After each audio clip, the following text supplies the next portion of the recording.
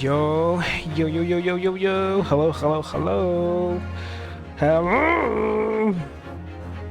What up, guys? What up, gaming? Yo, Seth.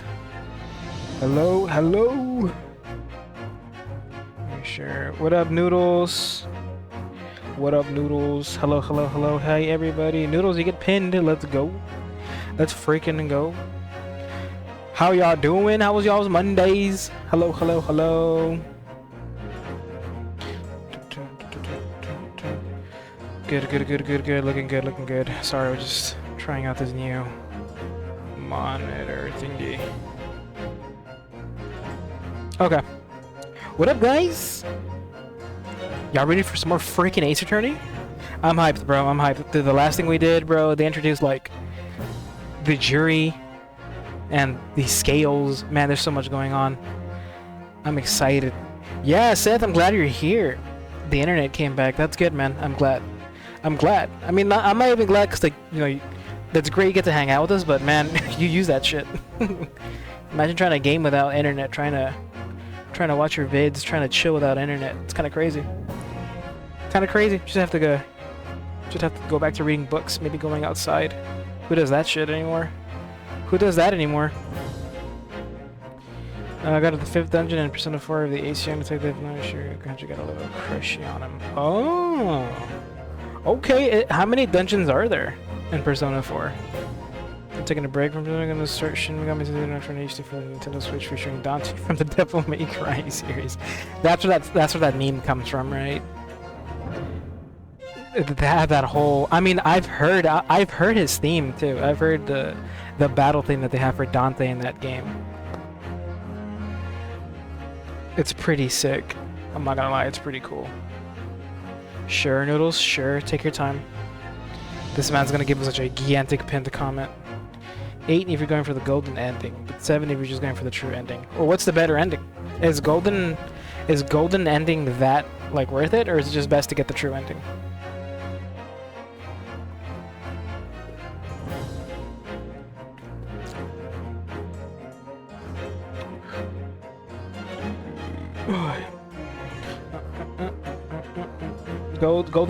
Golden ending, everyone is happy. Oh, it's worth it then. Then it's fucking worth it. 45? Oh, here we go with this shit again, huh? Yep. There's Lightning McQueen. Oh, that's not Lightning McQueen, that was Squidward. Squidward insanity. Yo, baby, yeah, finally. Love you. I love you, babe. Love you too. Let me go ahead and pin that. True ending, everyone is happy as well, but like -2 people. No, we don't want that. No, we don't want that. We want everybody happy in our games. Everybody's got to be freaking happy in our games, man. Oh wow. Oh, nice. Thank you, baby. You said you were waiting? Yeah. Yeah, I'm excited. I'm excited, man. Let's get in there, dude. Let's get in there. We haven't even reached like a break in our first case. Well, our first case in Britain. So we left off. We arrived at Britain. We were telling the Grand Justice there. I forget his name, but we were telling him that he's pretty much the guy that runs, like, you know, the lawyers, all that legal stuff. And we were telling him that Kazuma died, and that the study doesn't have to come to an end because it calls for 1 assistant and 1 lawyer, and that we pretty much studied for that for the 40 days that we're on the voyage. And he said 40 days is not enough. How about I give you a little bit of a test? There's somebody about to get, like, executed right now. They're gonna be found guilty. If you can get them off the hook, I'll qualify you as a lawyer, and you can continue the study here across the sea. So that's what we're doing. And it's pretty crazy, man. It's pretty crazy. Don't forget about Big Daddy Pimpin'. Zeke is his name, right? Zeke's? What was his name? Yeah, there's a prosecutor here. They call him the Reaper of the Bailey. Dracula-looking motherfucker. Jumped out of Castlevania. Looking like a JoJo's protagonist. Zeke's. Van Zeke's. Van Zeke's. Thank you. You fucking love that fish, don't you? Or as I call him, Big Daddy Pimpin'. That's also a suitable title, because that man be That man be daddy. That man's daddy as fuck. But let's get into it. We had a whole altercation, a whole little discussion with the jury, and we managed to get them on our side. And now we have a second chance at cross-examining 3 witnesses that saw the scene of the crime, saw the whole crime go down. So let's talk to the witnesses. Something the 3 witnesses were saying. They were all 3 at the same place. The murder happened in a stagecoach. I think, or it was like a bus, an omnibus. There's 2 floors to it, and these 3 guys, driver on the left, and these 2 guys were the passengers. They kind of saw our client do the whole murdering, but their testimonies don't quite add up. So we're gonna get to the bottom of that. They're kind of conflicting. If they all saw the same shit, it should all match, but that's not the case. Let's see. Various misgivings. Big Daddy. Exactly.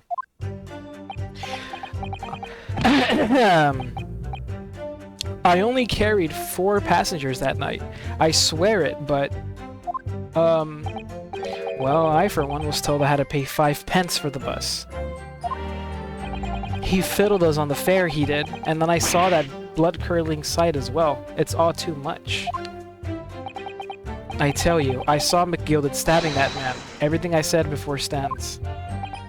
Oh yes, he stabbed him. Yes, he did. I think so, yes. I think so, huh? Alright, already with the shit. Counsel, make sense of this for me, please. Oh, Jesus. There he is. Holy shit, look at this man. The phantom 5th passenger conjured into existence by my learned Eastern friend never existed. He took his coat off, by the way. The confusion has arisen from the coachman's sly little cousinage. Cousinage. Maple, explain yourself. I'm terribly sorry, Guildmaster. He made his eyes show up. The guild's fare is 4 pence across the board. You know that. Am I to understand that you've been overcharging our passengers by a penny a fare? It's so cold, and the last run of the day is always half empty. Wow, you have been dishonest, coachman. Fuck, I was really banking on there being another passenger, but it's true, he was charging them 1 extra cent. Okay, damn. I'm sorry. You're a disgrace, Beppo, a disgrace. That's his boss, by the way. And your selfish actions have brought dishonor on the entire guild. If I may, sir, I had to pay 10 pence on the bus just last week. What? 4 passengers at 5 pence each is, yes, 20 pence. I've done the arithmetic 10 times already, but I just can't make the result come out differently. No, that figures. Shit. Well, it would appear that one of the aforementioned misgivings has already been explained. Now, so counsel for the defense, your cross-examination, if you please. We've already had the pleasure of protracted summation examination today. I see you intend to continue the parlor games. Absolutely. Shit. Okay, start pressing. Although I'm scared to press because supposedly if we press the wrong things, the jury again starts tipping towards a scale. Made eggs, bacon, and ham for dinner today. Eat that shit while watching the sunset. That's naked or blasting. All I need. That's sick as hell, Seth. That is dope. Sounds delicious, man. Sounds really tasty. I don't care, man. You could eat eggs, bacon, any time of the day. I hate that shit. People are like, breakfast food is only for breakfast. Hell no. I only carried 4 passengers that night. I swear it, but what? Hold it! But what, Beppo? How you like your bacon? Crunchy as fuck. I like a lot of my food just burnt. So, there were only 4 passengers on your carriage, but you didn't charge them the standard 4 pence fare. Is that right? It's impossible to make the last run of the day pay. I was so cold, it was all I could do to stop myself passing out. I'm getting chilblains just listening to you. What the fuck is chilblains? It was terrible, so I wanted to give myself a pat on the back for even keeping the bus running. This poor old guy. Doesn't a dedicated coachman deserve an extra penny per passenger? You're digging a deeper hole for yourself here. If there had been a fifth passenger on the omnibus that night, then we would have another suspect. I want my bacon soft and soaked in grease. Ugh. Shit. Yo, Bear! He's like, his barking's wrong. My barkings!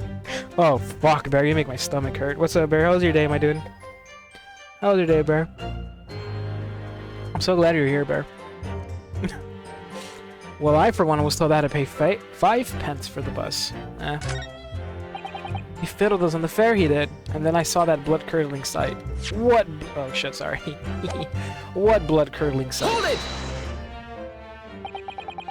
This blood-curdling sight. You mean the murder, I presume? Yes, sir. A loathsome sight. No one should have to witness the horror in the eyes of a man the moment his life is taken. Oh, well, not exactly, sir. I mean, I didn't actually see the... Here we go. I didn't see the exact moment that Jen was stabbed. Good gracious, really? We have another witness who did, however. The banker has already testified to it. But Mr. First didn't actually see the point at which the victim was killed. That may turn out to be very significant. I heard the banker gent next to me make a sharp intake of breath, see? That's when I looked through the glass. That's when I saw that horrible blade poking out from his belly, all covered in blood. Every time I see a knife now, I can't help screaming, even when I'm eating.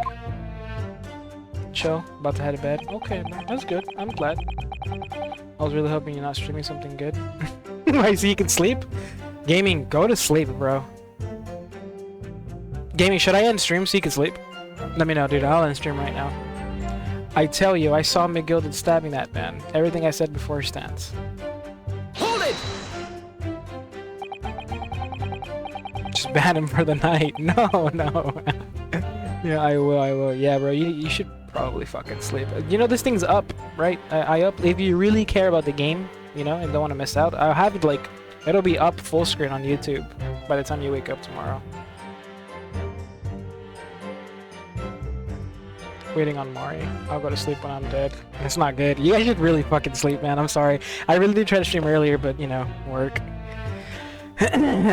So you saw the defendant, Mr. McGilded, stabbing the victim, Mr. Mason, who was sitting next to him? That's what I said, isn't it? It was bothering me before, this was. For just a brief moment, he hesitated before answering the question.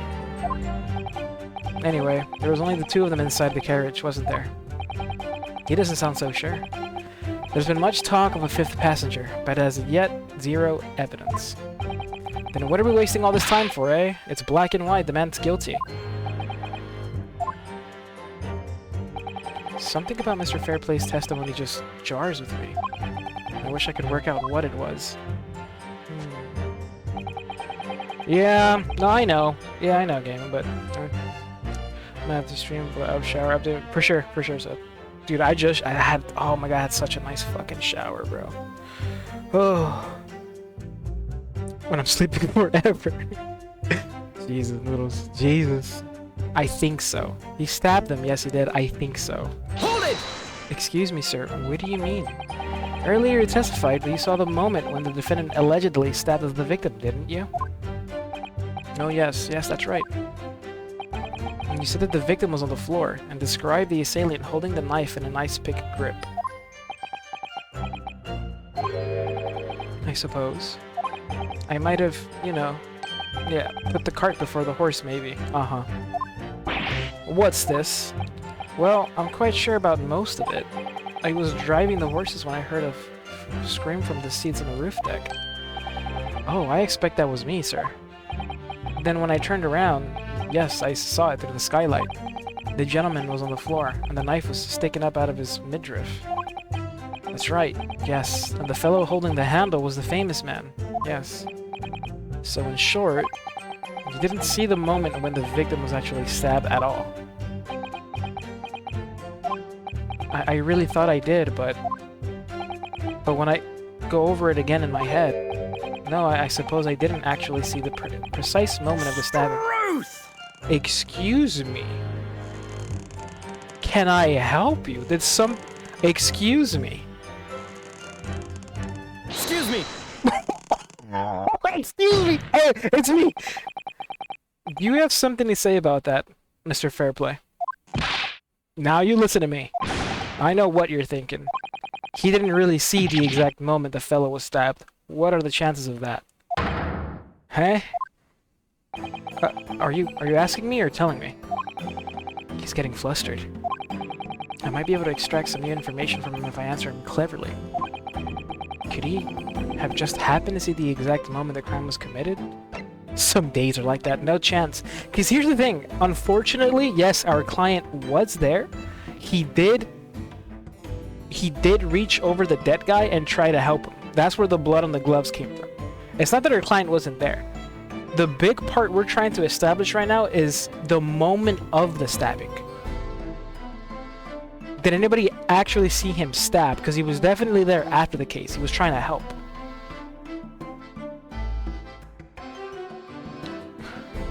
I will say I like this prosecutor. He's not gawking at women. He's stoic yet respectful. I can respect that. Yeah, Noodles, the real prosecutors, not those tutorial prosecutors, they're always really cool characters, man.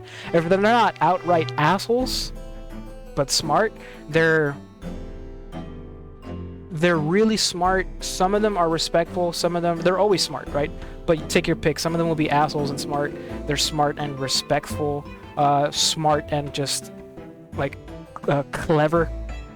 Like, just mean, but not assholes, you know? Anyways, yeah, the prosecutors are really, really cool in these games. No chance he saw. Well, it is a little hard to believe, certainly. Unless you spend your time peeping through a skylight on top of an omnibus, that is. Peeping? I'm a respectable city banker, I'll have you know. Okay. And I know what I saw. I remember it as clear as a Ballarat day. It was a grim scene, I don't mind telling you. Thank you, Mr. Fairplay. Oh, excuse me if I was getting a little hot under the collar there, my lord. I would ask you to supplement your testimony with a clear statement about what exactly you saw. Oh, I can do that alright. I'll tell you just how grim it was. We love it when they get really specific with details, because that makes it really easy for us to contradict it. Do you think I'd forget the sight of these blood-soaked hands after that butcher stabbed the man? The sight of those blood-soaked hands.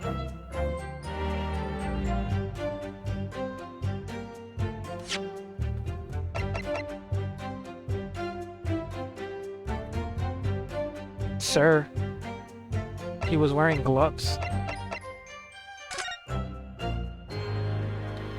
And I would hardly call this blood-soaked. Stained, sure, but soaked? Objection! Blood-soaked. Hands? Well, I admit that soaked might be laying it on a little thick, but... okay. But hands? But anyway, there was definitely blood all over them. Both of them were covered in it. Oh, look at us! Oh, well, I'm very sorry to disagree, Mr. Fairplay, but that's more than a little peculiar. What? Here are the gloves worn by the defendant, Mr. McGilded, on the night in question. Oh, yes, right. And there certainly does appear to be a sizable dark-colored stain there. But, as I'm sure you can clearly see, it's only on the right-hand glove. Uh-huh. Is he deep-throating his cane? In short, Mr. Fairplay, your testimony is inconsistent. Yeah. But no, that can't be right. Get him, Grandma, so you're the liar here, then. Oh. No, that's right, you were quite clear about it. You said, it was both hands. Oh, he loves that shit. Oh, he's a freak. Mr. Fairplay, if your last statement was a lie, it calls your entire testimony into question. You say you saw the moment the victim was stabbed. But is that really the truth? Objection! Oh. It was a simple mistake. You can't justify accusing this man of lying. Yes, it wasn't both hands. It was only one. But the fact remains. The victim's blood was on the accused. Objection! Let's go, let's go. No, Mr. Fairplay categorically stated that he saw blood all over both hands, which means there's a strong possibility that this witness was deliberately trying to mislead the court. Why? I'm a city banker, for pity's sake. My word should be the gold standard. I'm a gentleman, not some gutter snipe. Upstanding members of society don't prevaricate. He's claiming to have no reason to lie. But is that really the case? Listen, I don't think the guy's lying. I'm thinking he saw the actual shit. It just wasn't our guy. Mr. Naruhodo. If we had some evidence to explain why Mr. Fairplay might be lying, it could turn the tide in this trial completely. Something to show this man has compelling reason to lie in his testimony. I don't think he's lying, man.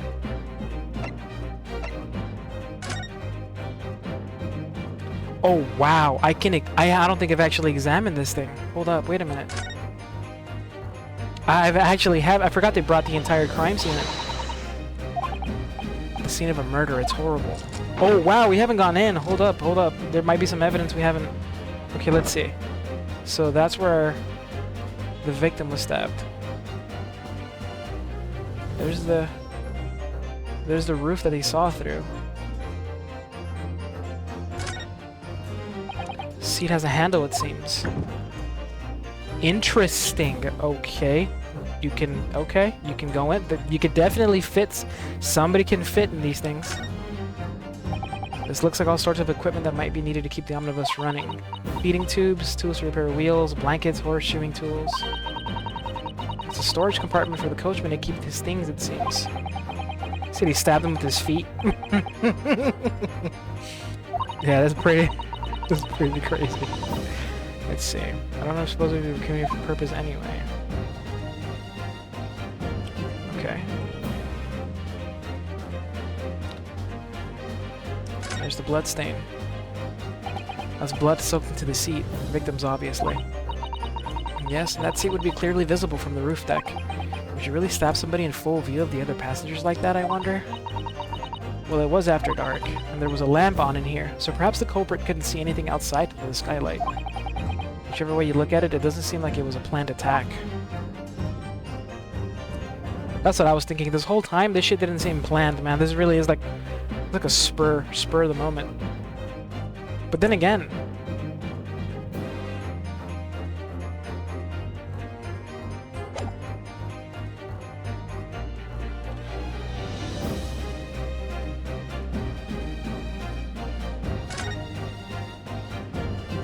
Look at this.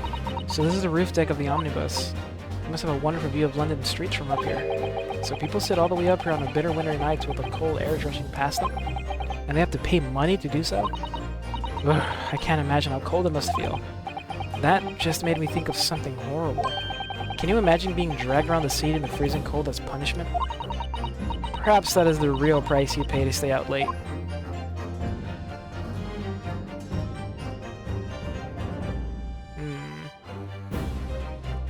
Excuse me? What? I can't find anything out of place. Phoenix Wright Omnibus? Excuse me? What the fuck? Yo, Squilliams. When I attempt to watch my service, there's some trash in the server. Oh shit, no worries. Hope you're having a good day though. Good night. Did he sit in front? That's what I was thinking. If you're in front, you can't see. You have to sit in the back seat. So that means the both of them are sitting next to each other.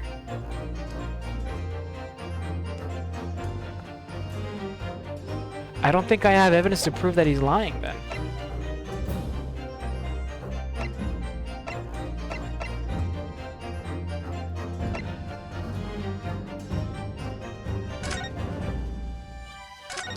Take a look at this. This portfolio must contain all sorts of secrets of London's gentry. Oh dear, do you really think we ought to look inside? Well, it's not as though we know any of London's gentry personally, is it? Apart from our great detective friend, perhaps. Actually, I wonder. I assure you we will not find Mr. Sholmes' name inside. Well, let's see what we find. We didn't look through this. Let me see. Who owes our defendant money? Gosh, it's crammed full of gentlemen's names, isn't it? Well, I suppose they're probably not all gentlemen at all, are they? After all, not everyone in this country is well off. Goodness. What is it? Look at this. Do you see the name here? Bruce Fairplay. Oh, bitch.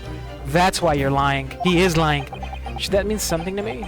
It does sound strangely familiar, actually. Bruce Fairplay, the witness testifying at this very moment. Oh, yes, of course, the banker. Why is his name in here?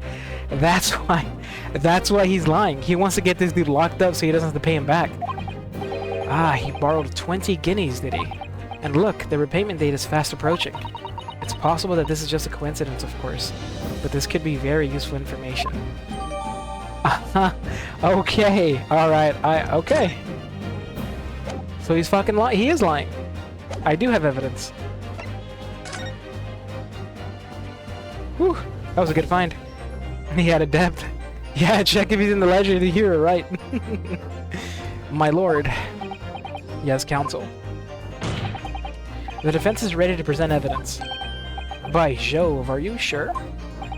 Yes, evidence that would clearly demonstrate why Mr. Fairplay had reason to lie in his testimony. Oh, he's going crazy. He keeps sucking on that thing. Kind of a freak. Very well. I hereby call on the defense to present its evidence. The evidence that demonstrates a motive for the witness's alleged deception of the court. You're kind of fucked, Bruce. Take that! This is a list of the debtors who owe money to Mr. McGilded. Yes, a list of innocent victims crippled by the accused's extortion. The point is, among the names of these debtors is your name, Mr. Bruce Fairplay. What? Mr. Fairplay, are you currently in debt financially to the accused? No. Well, it's barely worthy of being called a debt. According to this ledger, you owe 20 guineas. Not an inconsiderable sum of money, wouldn't you say? Well, what of it? Let's suppose Mr. McGilded were to be found guilty of murder. What would become of your debt in that case? These documents state that the loan agreement is forged between two individual parties. Therefore, were the creditor the defendant here to be sentenced to a capital punishment, all outstanding debts which were owed to him be annulled.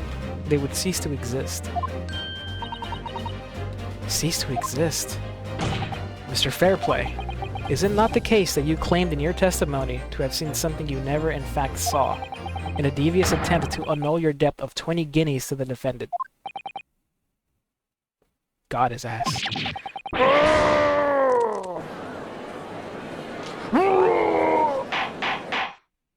Ordar! I like this way he says, Ordar, Mr. Bruce Fairplay.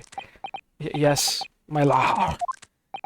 Let me ask you again, and be aware that your answer may have most serious implications upon your future, sir.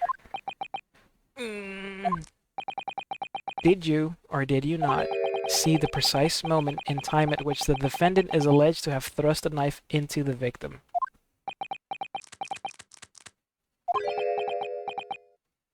Oh yeah, suck on that shit. Your silence speaks volumes. You did not tell the truth in your testimony.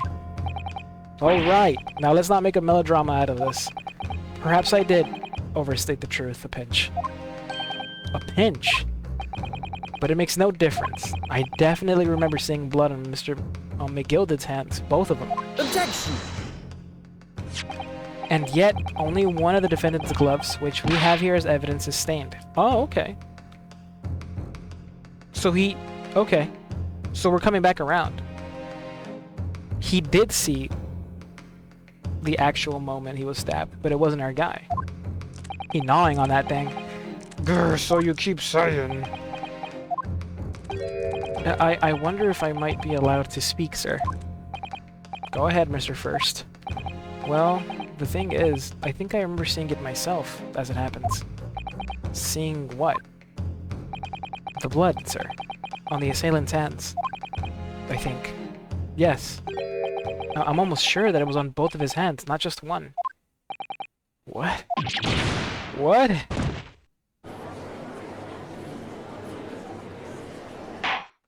That's okay, that actually helps us out. It would appear that we're going to need further testimony from all you witnesses. This time, I would like to know precisely what you did and what you did not see. Do I make myself perfectly clear? Yo! Mr. Naruhodo, this is good news. The course of the trial seems to have shifted slightly at last. Yes. I might finally have a chance to turn things around here. Shit. What the witnesses really saw. Ooh, the music kicked up. The music kicked up. There was blood on both hands of the assailant. I sincerely and distinctly remember that. What the fuck? You subscribed? Why didn't it go off? Thank you so freaking much, Squilliams. Thank you, thank you. Yo, drop the emotes, please, for Squilliams. Why didn't that work? Bro, my notices have been really freaking weird lately. Like, they don't go off on YouTube. Now they're not going off on... It's on. What the heck?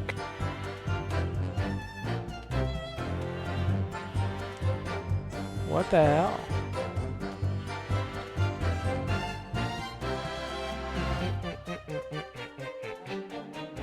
Yeah, it's...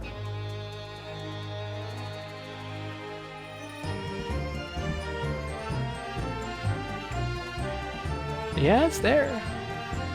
What the heck? Let's ask.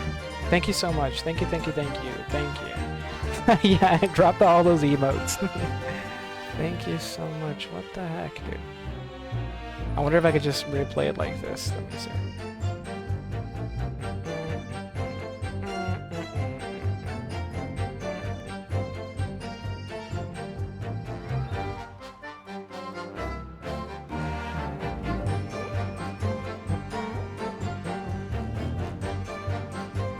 Oh, there was a way to do it, and I don't freaking see it anymore.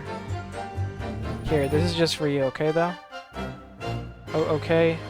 Williams, let's do this.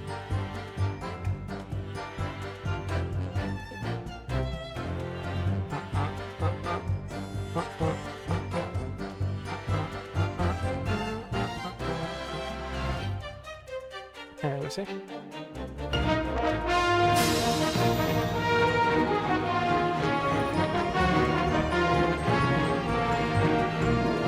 Now that went through, yes? Oh, it didn't go through. What the fuck?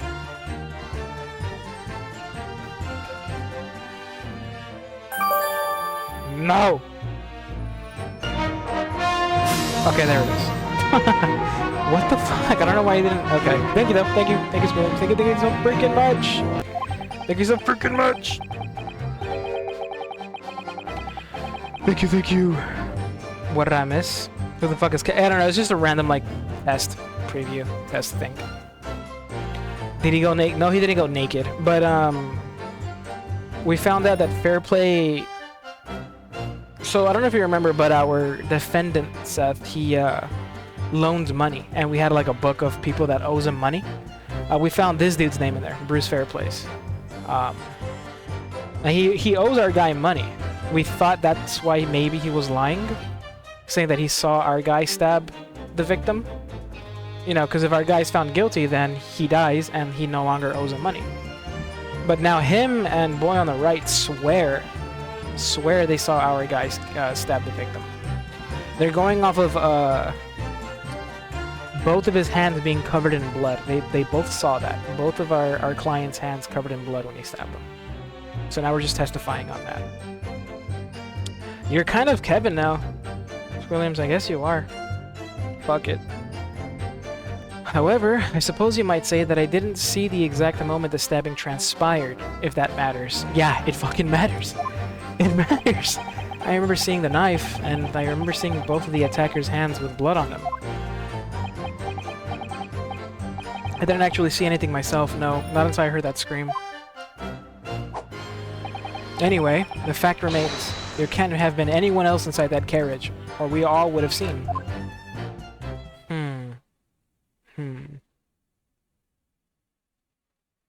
I don't know. For sure, gaming. Yeah. Well, lo and behold. In truth, the fact not one of you was witness to the crucial moment the crime was perpetrated. I apologize, my lord, but honestly, there was no one else inside that carriage, and the man's hands were covered in blood. That much incriminating evidence is tantamount to saying what we saw the man do. That's really not what testimony is about. Let us examine the interior of the omnibus once more. The victim's fresh blood is clearly visible on the seat, corroborating the witness's accounts.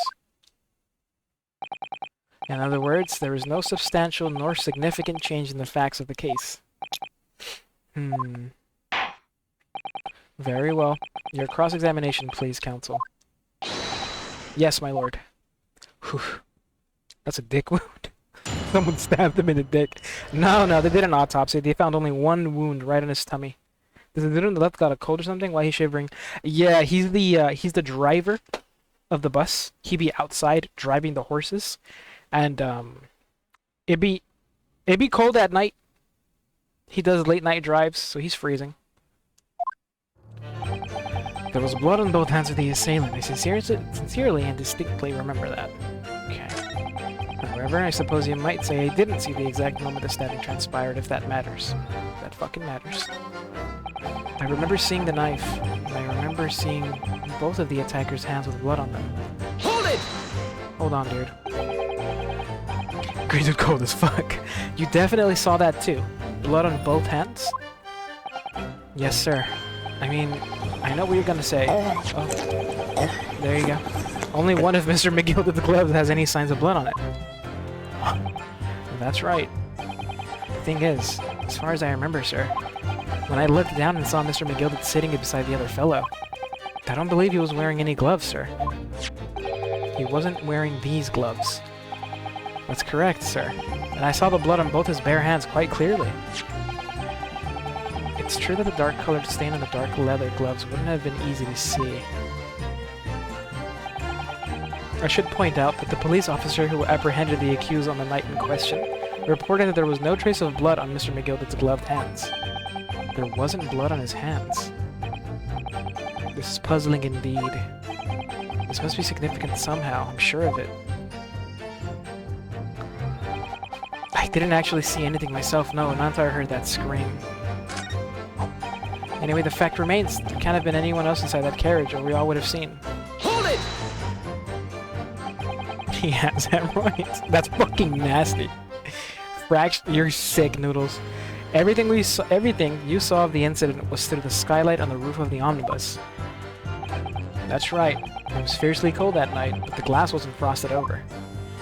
Oh yes, I remember I was shivering. It was so bitter. Which rather begs the question of why the pair of you were sitting on the roof deck in the first place. Well, I don't know about this young fellow, but I couldn't enter the cabin. Oh? Why not? It was locked from the inside. I tried knocking, but no one opened the door. It was locked? That's right. And it's a public bus service, for pity's sake. That's not what I call fair play. Yes, I had exactly the same experience. Huh. I tried knocking, but the gent inside just gestured at me to clear off. So I had no choice but to climb up to the roof deck and look down longingly into the warm cabin below. Well, I can assure you I wasn't just looking down, I was glaring long and hard. And that's precisely why I can tell you with absolute confidence that if there was anyone else at all in that cabin, I would have noticed. Unequivocal, I would say.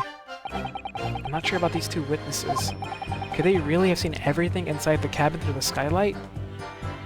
I don't think so. No. There's a seat, like, directly under them. They can't see. Allow me to confirm one thing, Mr. Fairplay. You were riding this omnibus and witnessed the events in the cabin through the skylight in the floor of the upper deck. Is that right? That's right, yes. In that case, there's a portion of the cabin interior that would have been out of sight from you. Yeah, there's a fucking seat right under them. What? By golly, really? Obviously, at this stage, we can't say for sure. But the possibility cannot be denied. That at the time of the incident, there could have been another passenger in the enclosed cabin of the omnibus. Objection! Enough hypothetical meandering, my Nipponese friend. The prosecution demands that you substantiate your claims. After all, the scene of the crime is here, in the flesh. Very well. I will uphold the prosecution's demand. I feel like it might be fair play. I don't think so. You will identify the area on the cross-sectional plan of the omnibus. Where exactly in the omnibus are you suggesting that this potential extra passenger could have been situated? Well, look, just hear me out. Both of the guys are up here. Beppo's up here driving it. Now, if they're here, they're looking through this, yeah, they can see the victim and my client sitting right next to each other. But there's no way they could have seen this. There's no way. Take that! Both rows of seats on the roof face in the direction of the travel, whereas the seats in the enclosed cabin face each other, which means the visible part of the cabin, which passengers on the roof that can see through the skylight,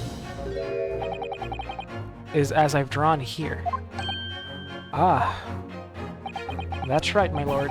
As you can see, the seat opposite the one on which the victim and his attacker were sitting is obscured from view. His objection? Chill. In other words, if someone had been sitting on that seat, it's quite possible that these witnesses would have been completely unaware of it. Excuse me. Objection! It's quite possible. Some phantom was sitting there. You Nipponese have a forbidding habit of obscuring the truth with ambiguity. Sorry. I concur with the prosecution's rejoinder. In a British court of law, evidence is paramount. I cannot entertain this conjecture, counsel. That is, unless you're able to put a name to this mysterious passenger to whom you allude. Can you, Mr. Naruhodo? I can't. I honestly don't know. Who could it have been? Who could have been on the other seat, which was out of sight from the witnesses on the roof deck? I have no fucking clue.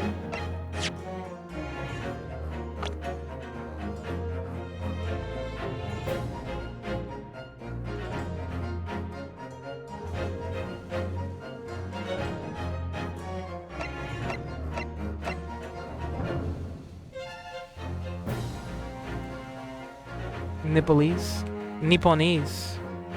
Nippon. That's just Japan. That's the way you say Japan in Japanese. Nippon. I want to fuck the British dude. Van Zeeks? No. He was driving. They were on top.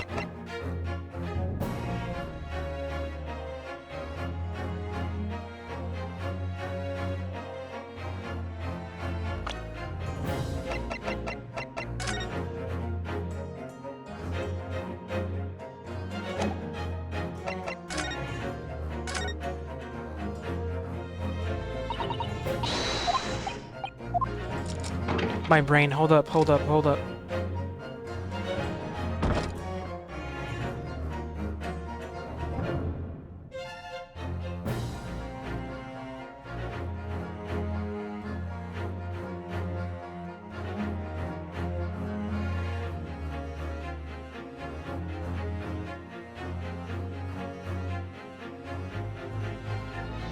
Oh, you should have been here for the first case, Williams. There was this English lady. She was being hella fucking racist.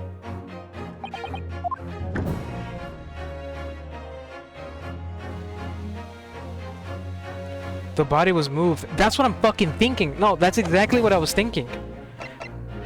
Because they're so... Look, listen, I don't think these two guys are lying. I think they saw the actual... That's what I was looking. I think they did see it happen, but the person they were... The person they were looking at could have been our guy all along.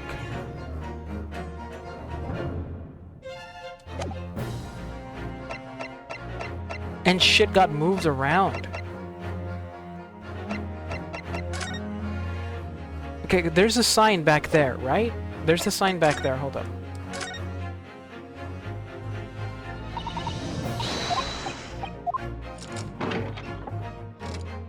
How can you tell the body was moved?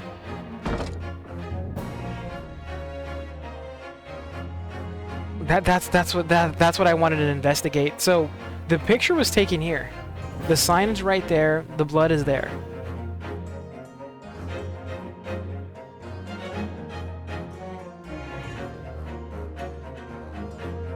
The fact that this lifts up.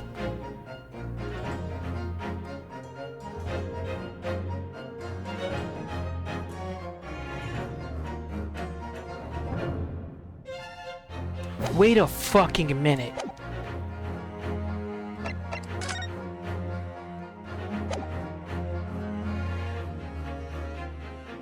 Wait a fucking minute. Wait.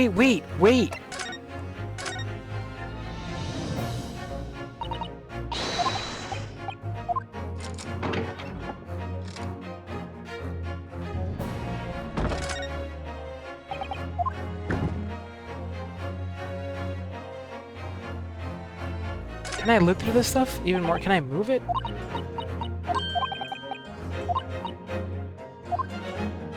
Bro.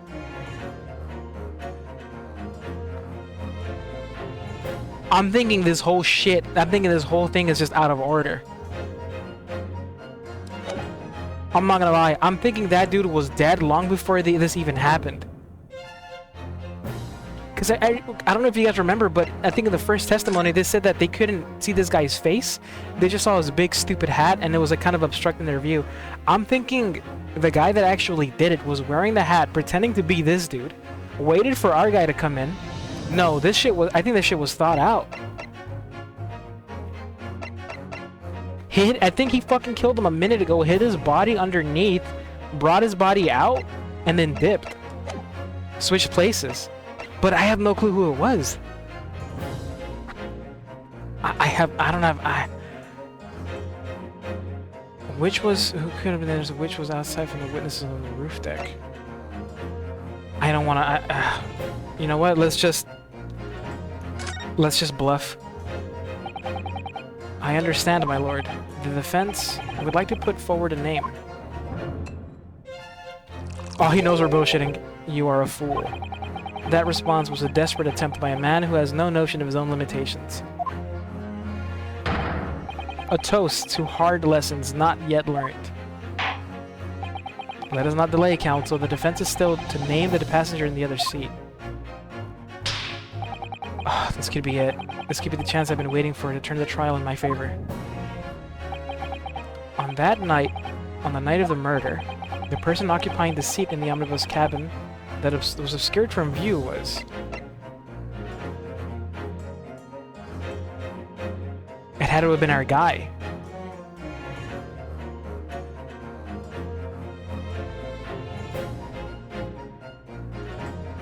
Oh, I'm really grasping here, bruh. Take that! The passenger in the enclosed cabin that the witnesses on the roof deck failed to see has to have been Mr. Magnus McGilded. Mr. McGilded? What are you talking about, counsel? That's the name of the defendant. Now wait a minute. Oh, yeah. Objection! I'm really grasping.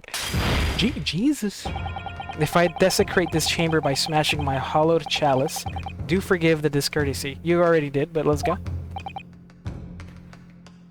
Lord Van Zeeks. People talk of those tiny island nations in the Far East as having a learning and culture of their own.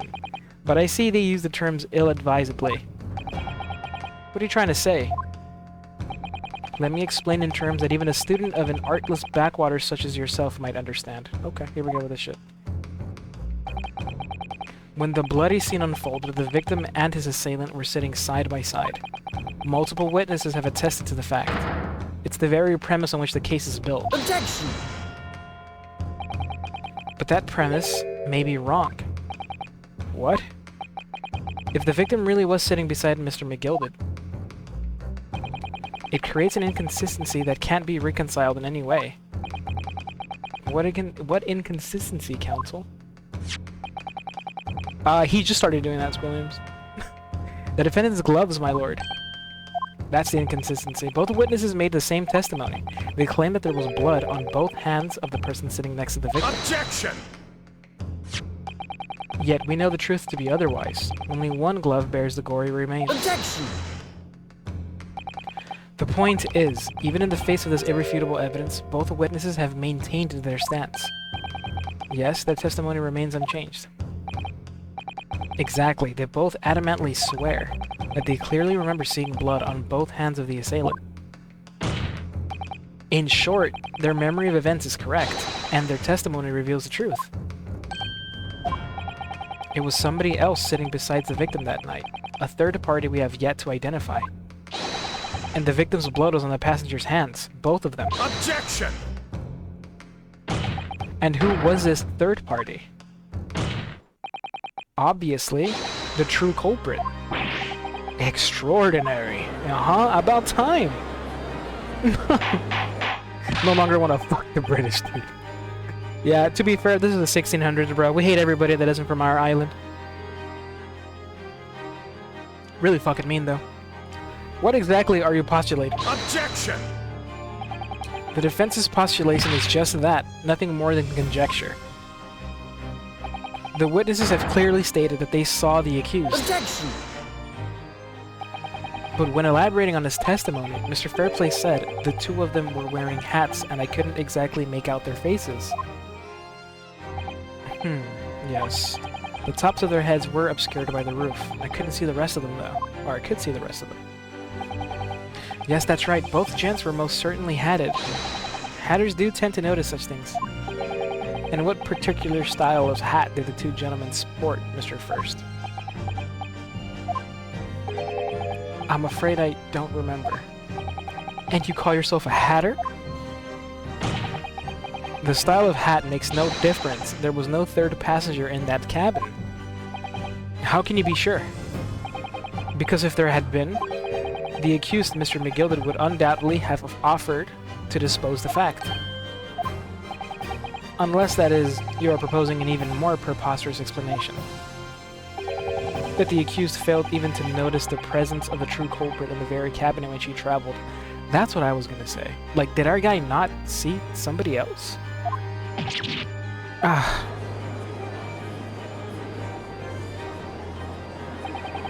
He's right. If there was another person traveling in the enclosed cabin of the omnibus, it's inconceivable that Mr. McGilded would have been unaware of it. Order! There is clearly a simple solution to this problem. Bring the accused, Mr. McGilded, to the stand. Well, what say you, counsel? The prosecution objects, my lord. On what grounds? As a suspect, he will have already made a full statement to the police. But what if there's some reason why he's unable to speak freely? Magnus McGilded is no uneducated ruffian. If it indeed turns out that the man has been withholding information, you can be sure it will have been a most deliberate act. Counsel for the defense, what is your opinion? My lord, should we ask Mr. McGilded to testify or not? We have to, bro. We need to get his side of the story. You think a hatter's hat would fucking fit right? It's falling off of him, bro. Yeah, McGilded, I think he's playing dumb. But why? He said he passed out and, you know, look, there's a lot of shit wrong and I need to talk to him because one thing's for sure, dude, it's his knife that was stuck in the dude's belly. How the fuck did his knife end up there? He said he passed out. He must be a really heavy sleeper, but we gotta talk to him, dude. Yes, we need to hear what he has to say in order to find out the truth. The defense would like to call Mr. McGilded to the stand. In that case, I would like to hear the opinion of the jury. Yes. I need a little time to consider this. If you ask me, I think we should hear what Mr. McGilded has to say. Get the man out here, I say. It would be utterly illogical not to hear his testimony. When something needs doing, get it done. That's how I run things at the guild. Alright, that's 4-2 already. That's if Grandma doesn't agree. Hearing what the patron of my favorite little park has to say? Oh yes, that would be lovely. W Grandma, that's 5-1. Yes, the jury says the man must be heard. I hate this guy. Oh, nice catch. That's a fucking toucan. Nice. Very well. The court will hear the defendant's testimony. Bailiff, show the defendant to the stand at once. I'm surprised we didn't get our guy's testimony to begin with. Like, that was not the first thing. Now, maybe what actually happened that night will finally become clear. It's just a toucan. But, you know, it's the final evolution. I'm gonna fuck juror number 4 with a typewriter. Alright. Let proceedings be resumed. I'm gonna fuck this dude. Mr. McGilded, have you been listening to the discourse of the day? To be sure I have, my lord. He's like Irish, right? There are now 2 matters on which the court desires to hear from you. The first is whether or not there was a third party with you in the omnibus cabin as proposed by the defense. The second is that if such a person was indeed present, why did you conceal that fact from the police? Begad, no. 'Tis not in my nature to hide anything at all. Just answer the questions, please. The truth of the matter is, I've been desperate about this all along. Do I tell yous all, or keep me mouth shut? Tell us what, Mr. McGilded? Nah, Noodles, if you can fuck Van Zieks, I can fuck Dumbledore. What do you mean? You can't tell me. Listen to it real quick. Dude falls asleep in the bus. Other guy in there goes and takes the Willy Wonka's knife out. Stabs ass boy. The other people see it and think it's Willy Wonka. So he takes his knife and his hat. No, it's literally just it's just a toucan. It really is, Williams. The fine fellow representing me is absolutely right. And in the carriage on the night with myself and the other man, there was another passenger. Ha. It's true? Aye, and 'twas me who helped the little urchin get away after it all happened. What, buddy? You what? Good night, Bear. No! You know how Yo should be sitting eggs, but Birdo project up. I'm gonna consider what her face hole is.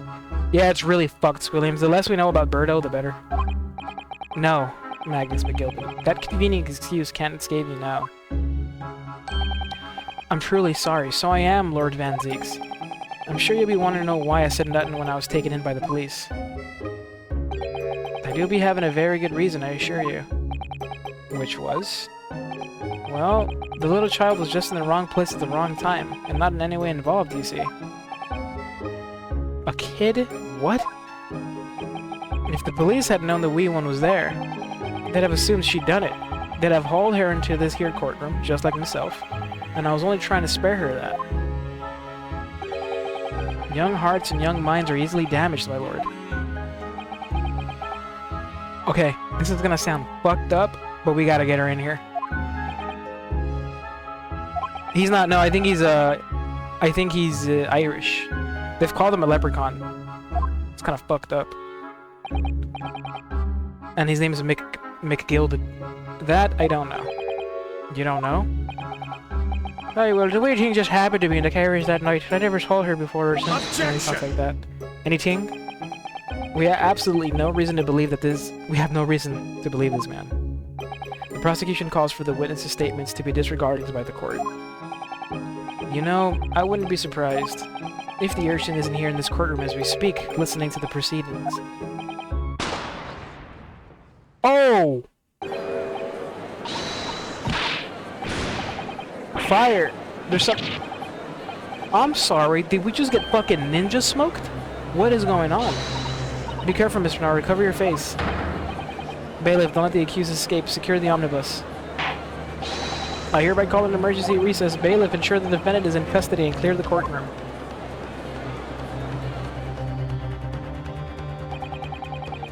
We were hurriedly removed from the smoke-filled courtroom by the bailiff. Amid scenes of chaos as people stumbled over one another in the desperation to flee the chamber. We had no idea what was happening. All we knew was that, for the time being at least, the trial was suspended. I'll tell you this, an innocent person doesn't fucking ninja smoke bomb their way out of court. They smoked bomb that place. That's a fucking ninja.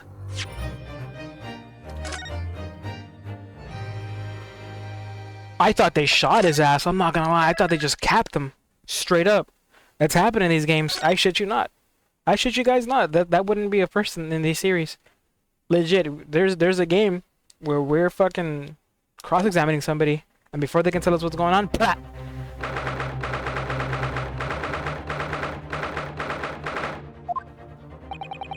What on earth just happened in there? Mr. Naruhodo, I've managed to find out what happened. Mrs. Otto, I was told that it was an advanced form of smoke grenade, a type of exploding device that releases smoke. Smoke grenade? It sounds like the sort of thing ninjas use. They're just making sure everything is safe now. I think the trial will start again before long. But who would have done something like that? The police managed to catch someone who was trying to flee the courtroom, apparently. Flee the courtroom? Why? Well, it's a young girl of around 15, I hear. Young girl? Then could it be the other passenger that Mr. McGilded was just talking about? My thoughts exactly. So he wasn't lying. Oh, what's become of Mr. McGilded, actually? There's so many things I need to ask him about, but he's not here. I think he was summoned to the prosecutor's antechamber to answer questions, along with the young girl. Who is she, I wonder? And what was she even doing here at the trial? She was taking a huge risk, but for what possible benefit to herself? There's another matter that's troubling me. What's that? 20 pence. Oh, according to the coachman, Mr. Beppo,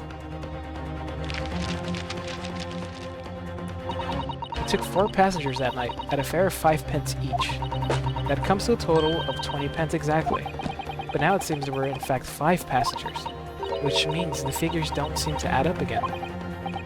She's right. That is strange. Counsel for the defense, kindly proceed into the courtroom. The trial will recommence in 5 minutes. Thank you, officer. We'll go in straight away. Why? What? If it's 25 each, I mean, that is true. So, did he not charge the other one? No, he said no. He would have noticed the other passenger. This is the Russian girl again? I hope not. From the best friend case? I hope it's not. I don't think so. No, I don't think so. Whoever she is, I imagine this young girl will be asked to take the stand and testify now. I really can't imagine what she's going to say, but it could alter the whole direction of the trial.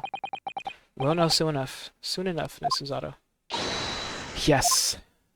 Okay. Alright. Okay, let's do it. We have a new suspect. I mean, I don't think this girl did it. But I think she knows. What the fuck is that? Is that her? Is that her? Uh-oh. She kind of looks like a Russian girl. Never mind. She looks cool. There's a young girl next to Mr. McGilded. Look. She must have been the one who caused the disturbance before. Well, after that rather eventful recess, the court will now resume the trial of Magnus McGilded. Now then, Lord Van Zeeks. My lord, I believe you have established the cause of the smoke which veiled the proceedings earlier. It seems to have been an advanced form of smoke grenade of the sort typically employed by the army. Good gracious, the army? What in the devil's name? It was an elaborate attempt by a young girl to cloak her escape from the public gallery, but she was caught. And now occupies the stand. Your name, girl? Right. Are you responsible for the smoke grenade which induced such pandemonium here in my courtroom? What is the meaning of this deplorable behavior? Ahem. If I may, my lord. Yes, Mr. McGilded? I think perhaps I ought to explain here. Why is that this wee lass was here in the first place, and why she tried to bolt like that. It is all tied up with the events of that night, so it is. She can't speak for herself. Very well, Mr. McGilded, give your testimony. You will explain to the court exactly how this young woman is involved in the case. Just what did happen that night? It's It's not like a defense lawyer needs that information or anything. Yeah. Yeah, not at all. Alright, dude. On the night in question, I took the back seat in the omnibus and promptly nodded off. And then Begora. Oh yeah, he's Irish. Yeah, he's Irish. A loud thud and a wee scream woke me up with a fair start. There was a fella collapsed on the floor at me feet, so I sat him up in the seat across from me. Oh, you stood him up. And then I turned to find out where that scream had come from, and bless my soul, what did I find? There was a child in there, all curled up in a ball, hiding her wee self away.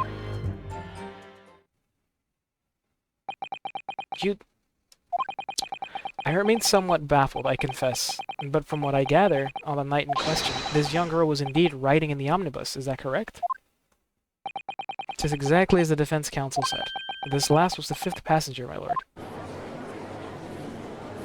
I'm sorry, but she needs to talk. Very well. The defense may now cross-examine the witness. The witnesses? Are you ready, counsel? Yes, my lord. Or rather, no. I have no idea where to start. Oh, Van Zeeks loves this shit. She sneaked on the bus. Yeah, she didn't pay. But that would mean she killed him? On the night in question, I took the back seat in the omnibus and promptly nodded off. Hold it! Now, why the back seat? Why not the front seat next to the gentleman? And when you first got onto the omnibus, were there any other passengers already on board? There were not. The cabin was empty, and there was no one on the roof deck either. Oh, he was the first passenger. Okay. Aye, and that's why I took the backside as I did. 'Tis the most comfortable, so it is. Could you explain exactly what you mean by the back seat? By all means. 'Tis how you already described it earlier. I'm talking about the seat opposite the one in which the poor gentleman who was stabbed was sitting. Like I said, 'tis the most comfortable, and where I feel most at ease. And of course, I enjoy gazing through the skylight from time to time as well.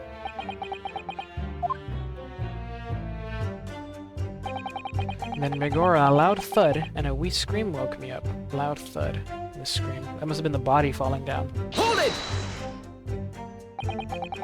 A loud thud, you say, and a scream. Aye, that's right. How can I explain it? It was like the sound of someone falling to the ground. That sort of noise. So you think it was the sound of Mr. Mason falling to the floor, having been stabbed? Well now, you remember I was asleep at the time, so I wouldn't like to say. And when the sound awoke me, I opened my eyes. There wasn't a soul to be seen in the carriage but the fellow on the floor. You didn't see anyone. But at the same moment, you did hear a scream. From the seats above you on the roof deck, I presume. Not above me, no, my lord. 'Twas from inside the cabin. But I wasn't altogether thinking about the scream. No, I was too stunned by the desperate sight before me eyes. He was... Okay, here's the thing. Here's the problem. He was sitting on the seat that lifts up. So did she sneak out of it when he stood up to help this guy up?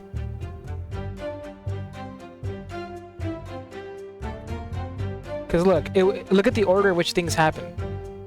But he heard a scream from inside, but there was nobody else around. He gets up, sits the dead guy, and then sees the girl.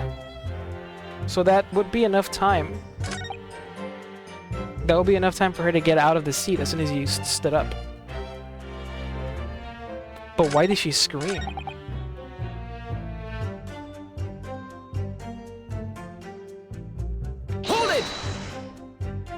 She did and made herself look like an innocent bystander? But why get out? Why not just stay hidden? Why scream? You sat him up? The victim, you mean? That I did, on the seat across from me, as I said. I could plainly see the poor devil was already gone. You think she screamed to, like... Oh, I see what you're saying. She screamed to create witnesses. She screamed so that it got everybody's attention and saw him there. That makes sense. I could plainly see the poor devil was already gone. And you wouldn't leave a dead man just lying on the floor now, would you? It's just common courtesy, so it is. I find that a little hard to believe. Ara, Lord Van Zeeks. Now, why would that be?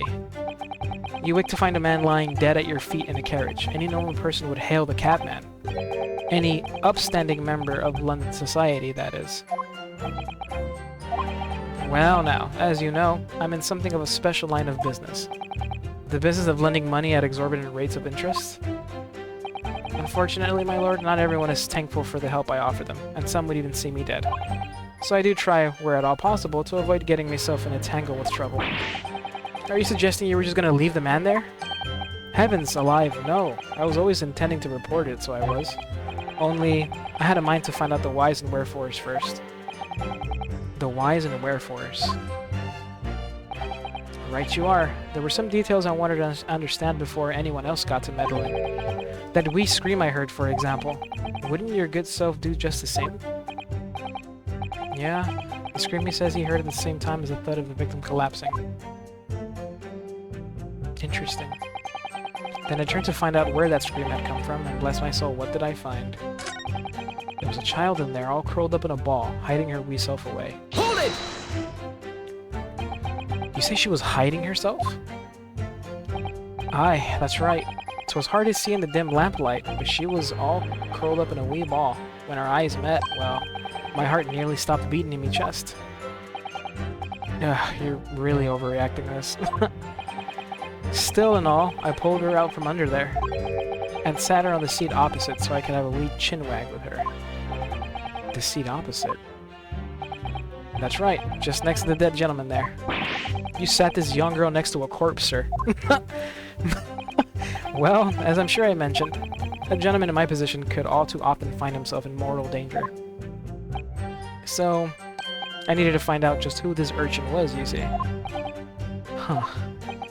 And while I was in the middle of talking with her, I heard another scream, a fellow's voice this time.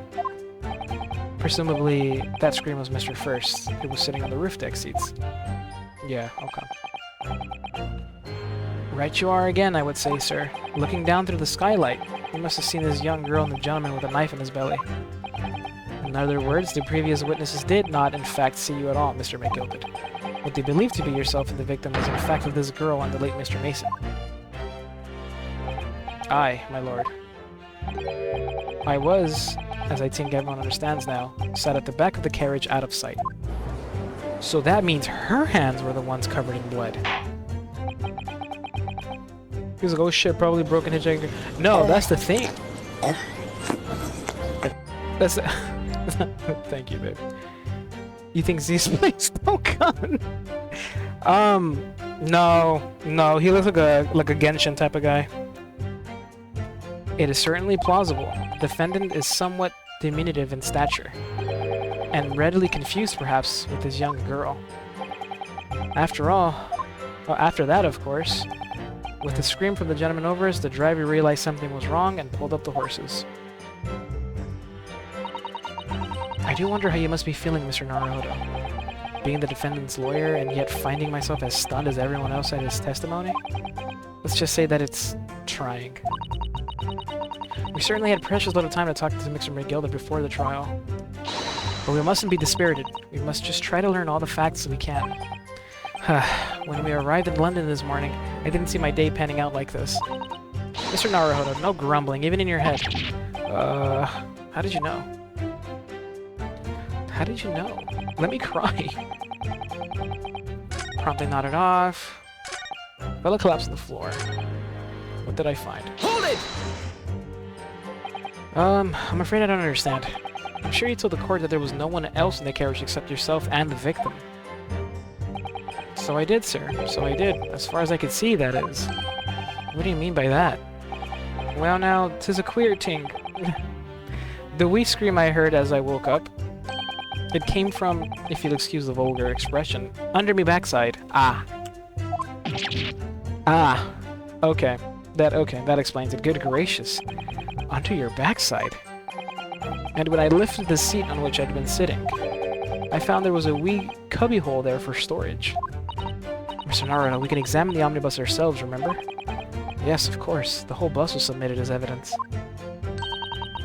This would be a very good time to have a thorough look around inside. And that's where I found her. Thank you. I've heard enough. The events as explained are clear in my mind. Bro, wait a minute. I can't even... I know that shit existed, but I... Hold up. Can I look through it now?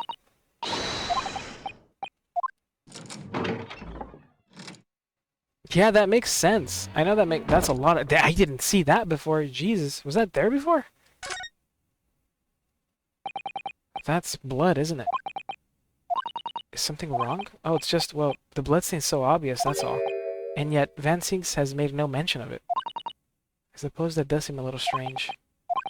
Why do I have such a bad feeling about this? I don't think this shit was there before. No, actually, as a matter of...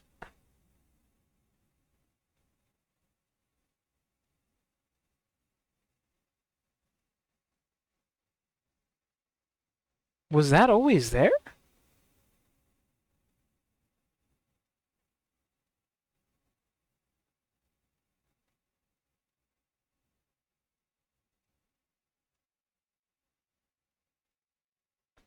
Bitch, I don't think that was there. I looked through this so many times. I would have remembered a big-ass ketchup stain on the floor. Yeah, and that one looks darker. Was somebody else just hurt? Oh. Oh, fuck. I don't want to open this. I just realized something. I don't want to open this. The seat has a handle, it seems.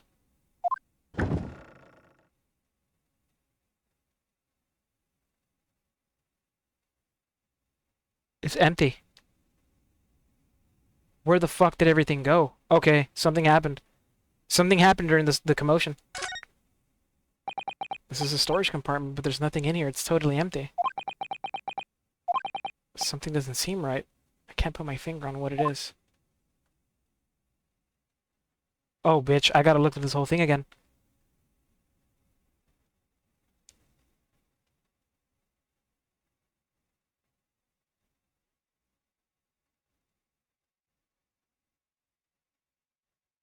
Oh, this stinks, bro. This shit reeks. What is going on? Let me look at the top. Let me look at the top. Let me look at the top. Step back outside. Everything's gone. That shit was... Yeah. Yeah. Dude, yeah, we would have seen it. We would have noticed it. Phoenix Wright. Oh.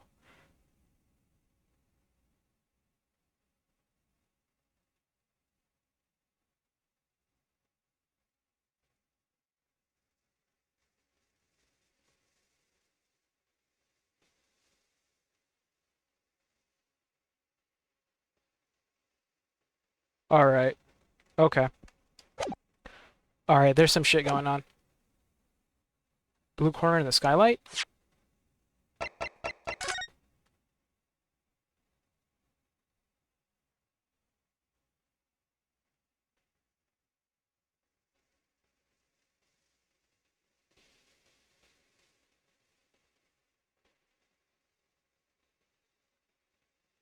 I don't see anything else. You mean on the inside?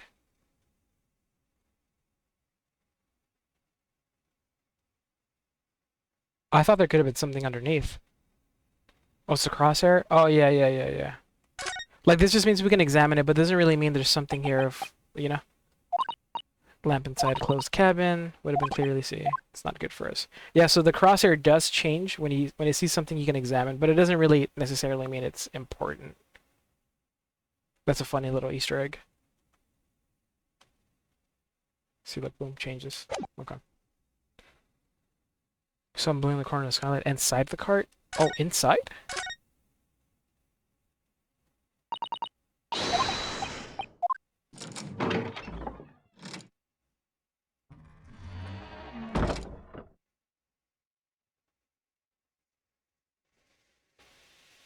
I hate how quiet this is. This like gives me like horror like feels. It's so like ominous.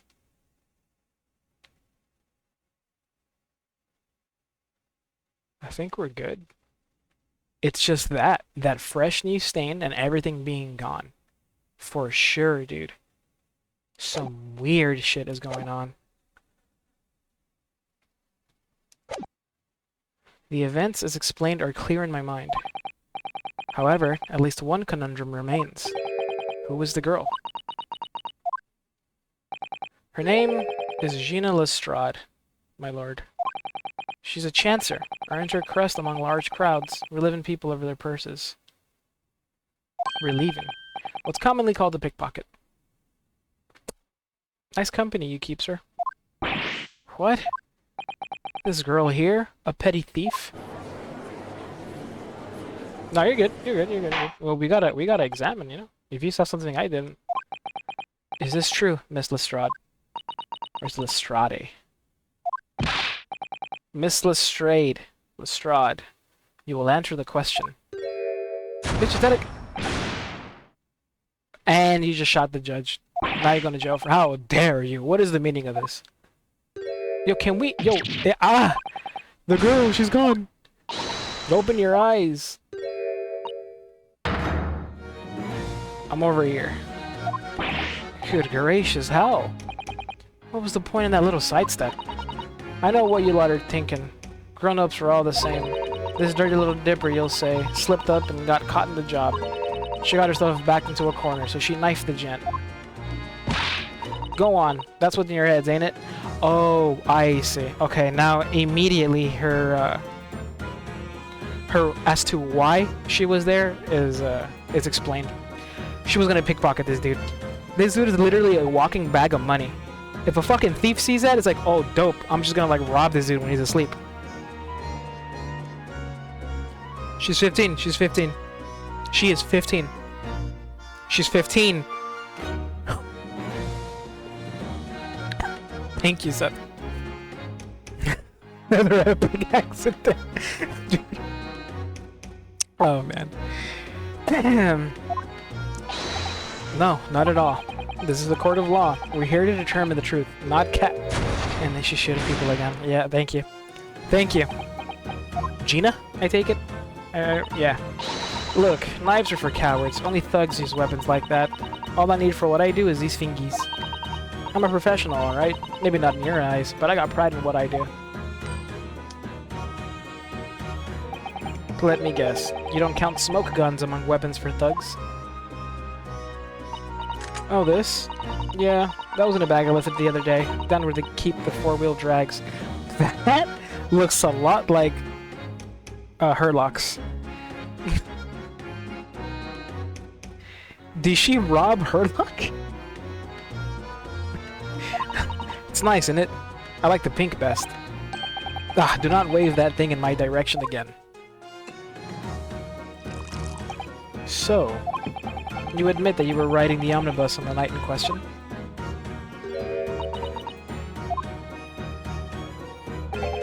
It says, alright, class, you can tell them the truth now. Alright, yeah, it's just like the Irishman said. The court accepts this girl, Ms. Gina Lestrade, as a valid and significant witness in this case. Accordingly, young lady, we will now hear your testimony, if you please. You will tell the court exactly what happened in the omnibus on night in question. Alright, if I have to. I don't think so either. But then again, I don't think they've established, like, the laws, the rules, yet. I mean, they got some of them down, the important ones, but, you know, I guess you can bring science experiments. So I snuck inside of the carriage before they hooked up the horses, just like, oh, it... But it was a right old waste of time. I got nothing to show for me troubles that night. I tell you, you can't see a blind thing in that hiding place. It's pitch in there. Then after a while, I heard it loud a bang. Nearly jumped out me skin, I did. And the scream just came out. I wish he's English. It's because of that that Swell found me. It's still Irish. He did help me get away, mind. Is she supposed to be like a little, like, Cockney?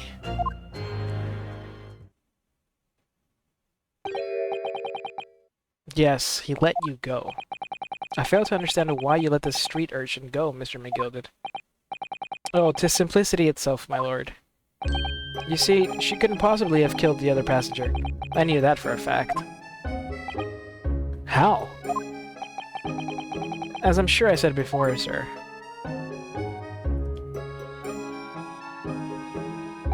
I was sitting right on top of the place where she was hiding herself. I think a demonstration is called for. Oh yeah, that's true. If she was underneath and she... yeah. Oh, it was a Magikarp. Fucking nice. Time to start. I read the whole thing, Seth. I read the whole thing. This is where I was... this is where I was sat that night. And the cubbyhole of which you have spoken is underneath the seat, I presume.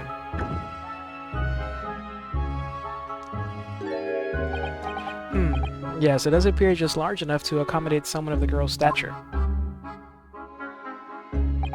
Aye, but of course, the wee lass was stuck in there, because I had parked myself on the seat for the duration. Ah. So you see, that's why I let the lass bolt. I knew that if the police found her there, they'd automatically assume she'd done it. But I couldn't live with myself if a young life was ruined when all the time I knew she was innocent. I wouldn't say innocent, even though you must have realized your action would result in your own innocence being called into question.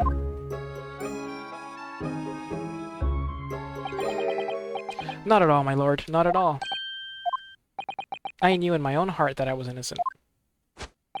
So I thought it was worth taking a punt on my own good name for the sake of this less fortunate lass. My goodness. What a perfect gentleman. My lord. This fine example of a man cannot possibly be guilty of a heinous crime like this.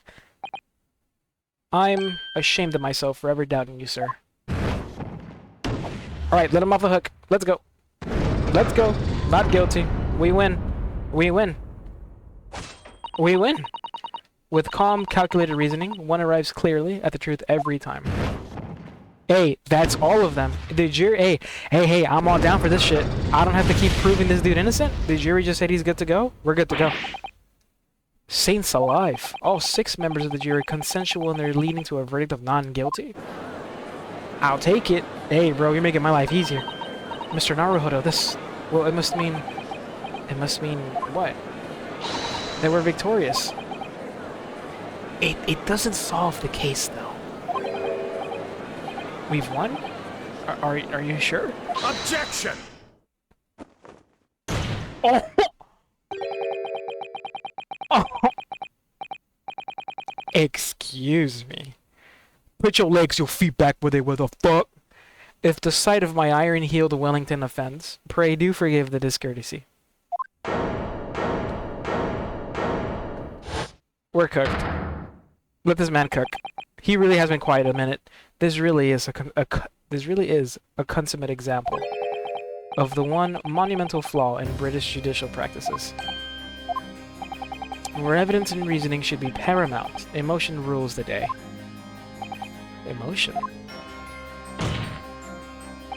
The witness's latest statement gives us a clear insight into his true nature. What do you mean, his true nature?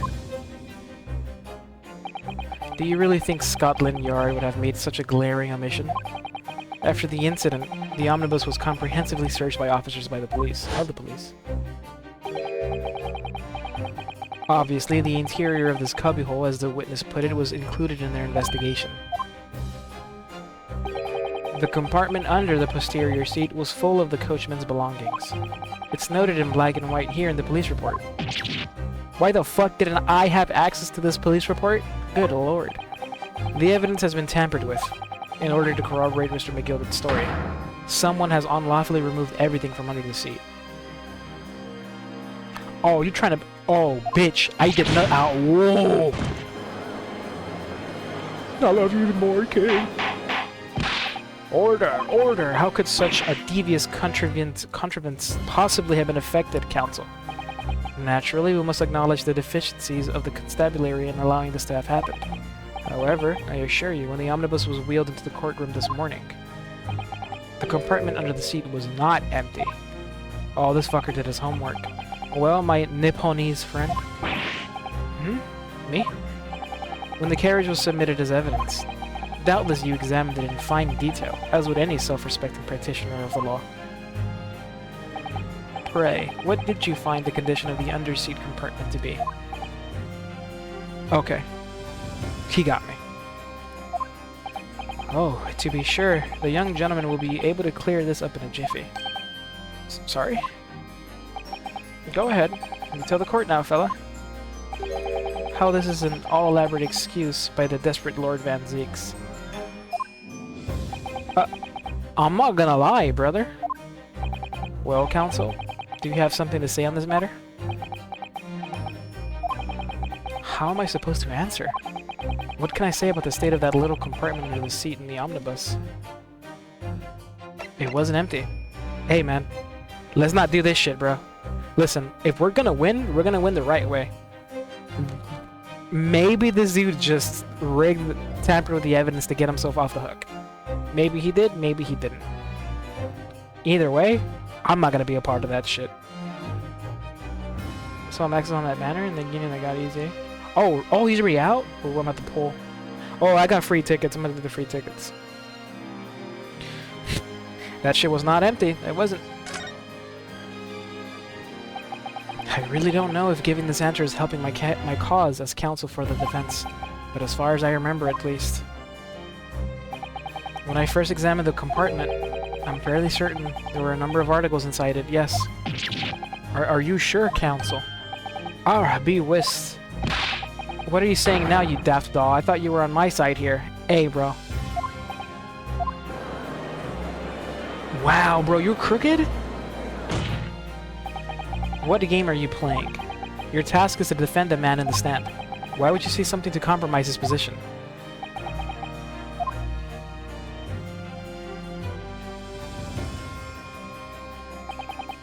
As the advocate for the defense in this trial, I confess I'm still not entirely sure where I stand. But it seems to me that I should state what facts I do know as clearly and as honestly as possible. Interesting. It's not altogether pleasing, fella. I'm simply telling the truth, Mr. McGilded. Well, don't forget that you're supposed to be representing my best interests here, lad. Now then. A fella's memory is a curious thing, and not altogether reliable. No, the court must consider the facts. That there cubbyhole under the seat is as empty as the devil's heart, so it is. You think perhaps it would be in your best interest now to admit that you might have been mistaken? Why do I feel like something's not right here? It's not. They want me to lie. I'm not gonna fucking lie. I'm not gonna defend a murderer, bro. I should like the jury to weigh in on this matter, I think. No, he did kind of... I feel like he may have set this up for us to be... I'm not gonna lie. Maybe Van Zeek set this up. So we can catch me in a lie and be like, yeah, he's lying, he's tampering with evidence, get him the hell out of here, don't let him be a lawyer. But because I didn't go along with it, he's like, what? He thought he had me, like, yes, this is his ace in the hole. What idiot wouldn't lie to win the case? An honest idiot. That compartment is designed to house equipment used to maintain the smooth running of the carriage. The Guild's rules state that the omnibuses should be properly and fully equipped at all times. So it certainly wouldn't have been empty on the night in question. Beppo isn't that irresponsible. That money-lending fleecer and the pick-purser lion. Yep, here we go. Fuck. Yeah. He races and I can't think clearly. I don't know, man. Here we go. Yeah. I think we may be going back to 3-3. I can't believe I was nearly taken in. The stinking rich are always stinkers. Nothing but cowards, a lot of them. What? Oh no. It's a trick. Of course it's a trick. As long as not all of them go for not guilty or guilty, man. Quite so. I must concur here. Okay. That's all we can do, man. All we can do is just be honest. With calm, calculated reasoning, one arrives clearly at the truth every time. Yes, but every time a different truth, it seems. Still 4-2, but still. My lord, I humbly exhibit the scales of justice. Clearly, a verdict of not guilty at this time would be wholly inappropriate. Thank you, counsel. Before we proceed any further, there is the matter of the outstanding cross-examination. Counsel for the defense, begin your questioning of the witness, please. Yes, my lord. What just happened? The whole balance of the trial just shifted almost beyond recognition. The Reaper of the Bailey is at work, it would seem. Yep. Yep. Bro put his fucking leg up on the table. I knew we weren't getting that verdict, I'm not gonna lie. But I'm glad we didn't. Okay, let's start pressing. Hold it! So, you were already in the omnibus before it even set off on its run? Oh yeah, I mean, what's the point of spending a Joey to make a few bob, eh? There's a rum idea in it. I suppose she means there's no point in spending money to make money. It actually makes sense. Counsel, may I remind you that this girl is a petty thief. Kindly refrain from entertaining her tenants. Well, that does clear up the little mystery of the fares and all. Or paying passengers at 5 pence apiece, making the 20 to which the cabman testified. And one little scapegrace riding for free. The red conch of a driver always goes for some grub before his last run, see? So that's when I slip into the carriage and get myself hidden under the seat. Nice and easy. Oh, she's been robbing this dude blind for a minute. Or robbing the people blind. But your hiding place is a storage compartment, full of equipment for the coach, no?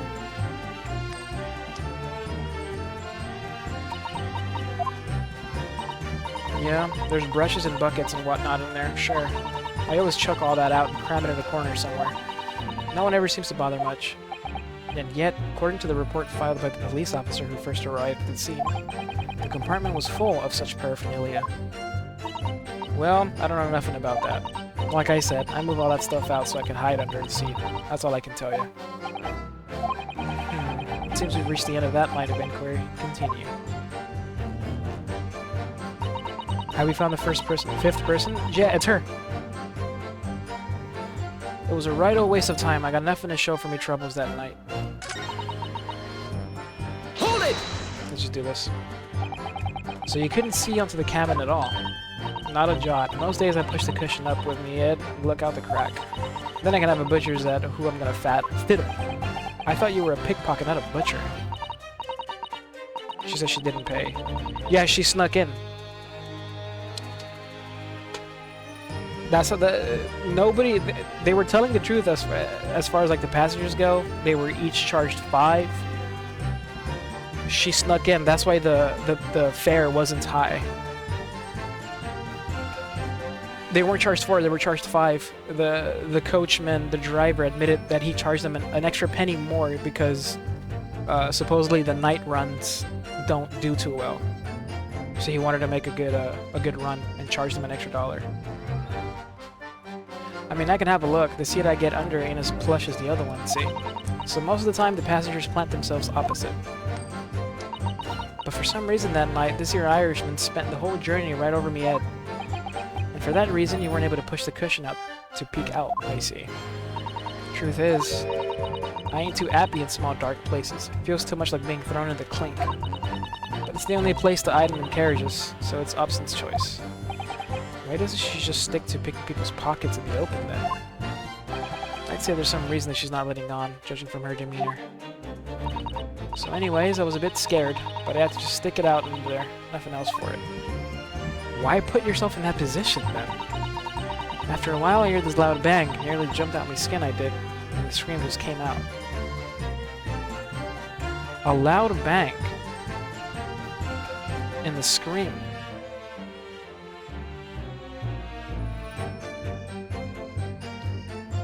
That's fucking different. That's a different... That ain't right. This dude said the order that he heard was the body... the screaming and then the body thud. She's saying there was a bang and then she screamed. Hold it! When you say a loud bang, do you mean the noise of someone falling to the floor? Could have been, I suppose. I don't remember so well. Point is, it made me jump. And you let out a scream, involuntarily. That's right. And then I felt the cushion over my head get lighter all of a sudden. Presumably when the defendant got up in order to help the victim, yes. Or not. I'm pretty sure it was a bang then a scream. Oh, really? Bang and scream? Oh, really? Really? Oh, you guys are right. Because he said he heard the bang, helped him up, and then the scream made him turn around to see who was screaming. Right. Right. You guys are right. But bang. Bang, thud? It could equally have been the moment the accused stood in order to stab his victim, could it not? What would you say? The units I skipped on was Pyquan, Kale, and Khalifa, Tau, and now T, and I ain't spinning some of this fuck-ass manner. But here's the thing, Seth, and that's why I've been telling you to fucking play. Ever since, I think, Kale and Khalifa, it may have started with Pyquan. They have a day for only like 24 hours where you can do these missions. They give you tickets to do 3 multis for free. And with those multis, brother, I'm telling you, I think my luck is gone. I have pulled Kel and Khalifa, Tau, and I'm hoping I can pull Tien with these tickets. It's called Dokkan Day, and yeah, they give you like 21 tickets to do like 3 multis. But yeah, it's best to save. It's best to save stones because I think we only have like 2 weeks before the next celebration starts.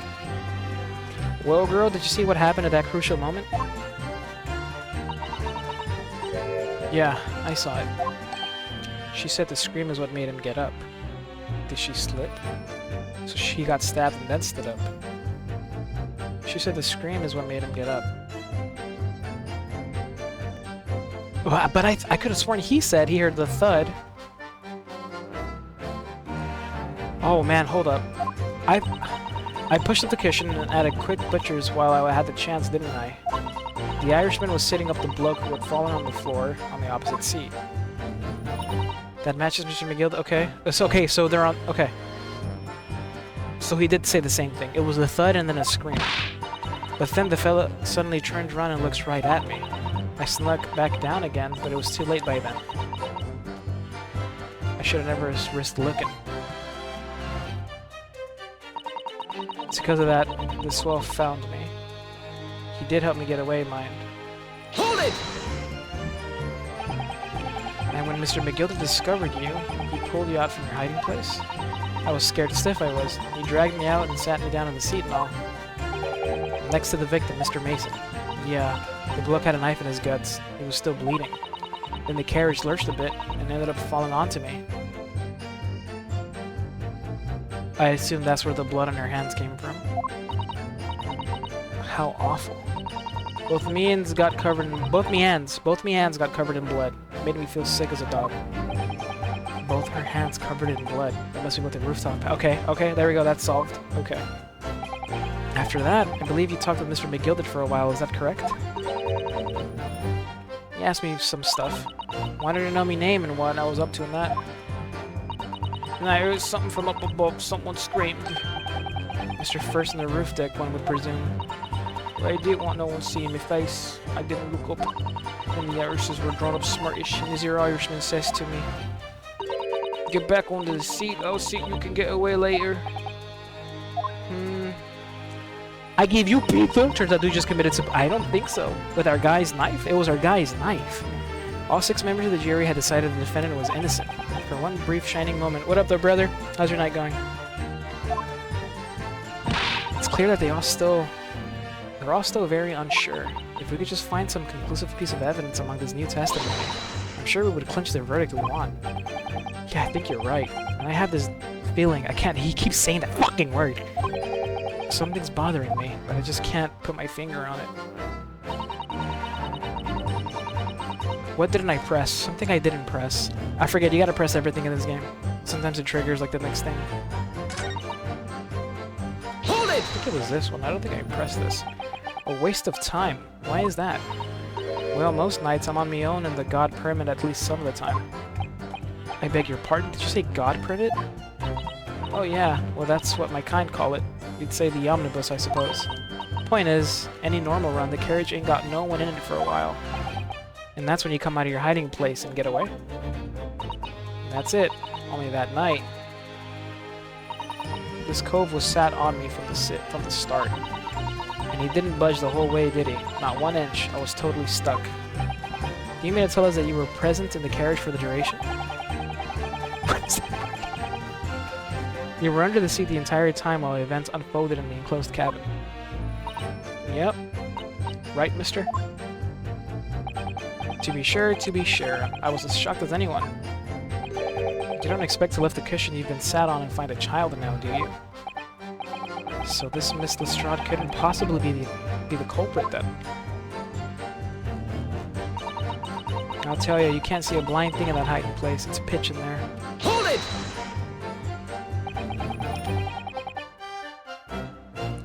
Fucking hate seeing people fall for rage bait pages. Yeah. What do you mean, gaming? So you couldn't see out into the cabin at all? Not a jot. Most days I push the cup. Oh, we redid this.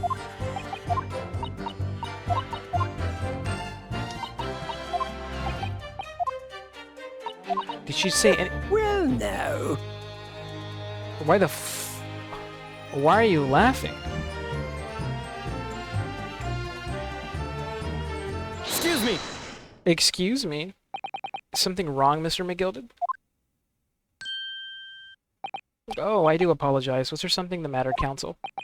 I'm just wondering if Miss Lestrade's last comment made something occur to you, perhaps. You seem to be thinking something to yourself. Oh, no. 'Twas nothing important. I was feeling bad for the poor lass is all. I remember feeling desperate myself as a young lad, shut up in the dark. 'Twas terrifying, so it was? I see. Yes, I'm sure we can all sympathize. I'm still scared of the dark now. Aye, and I don't know about myself, but I find that the darkness seems to make everything you hear seem that much louder as well. Yeah. I suppose it does, maybe. Miss Lestrade. Did you hear something that night? Anything, an unusual noise, perhaps?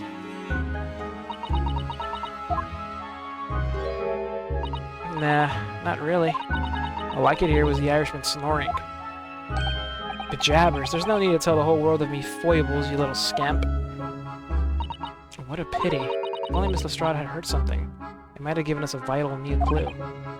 Yes, what should we make of that last statement of hers?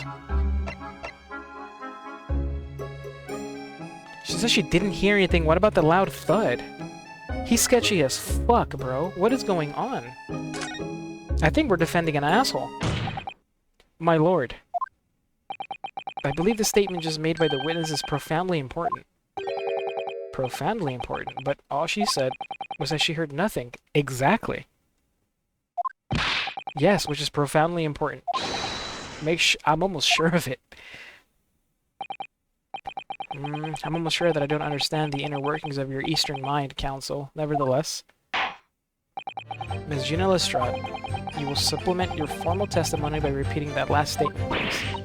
What? Supper, man? What are you on about? Don't give me all your fancy talk. I know what you're trying to do. Well, it won't work on me. That's right. Insult the judge. Always a good move. Shut up, my goat. I said the top fight tank. He ain't taking any damage. No, he's really good, bro. I'm glad you pulled him too. But get ready, man.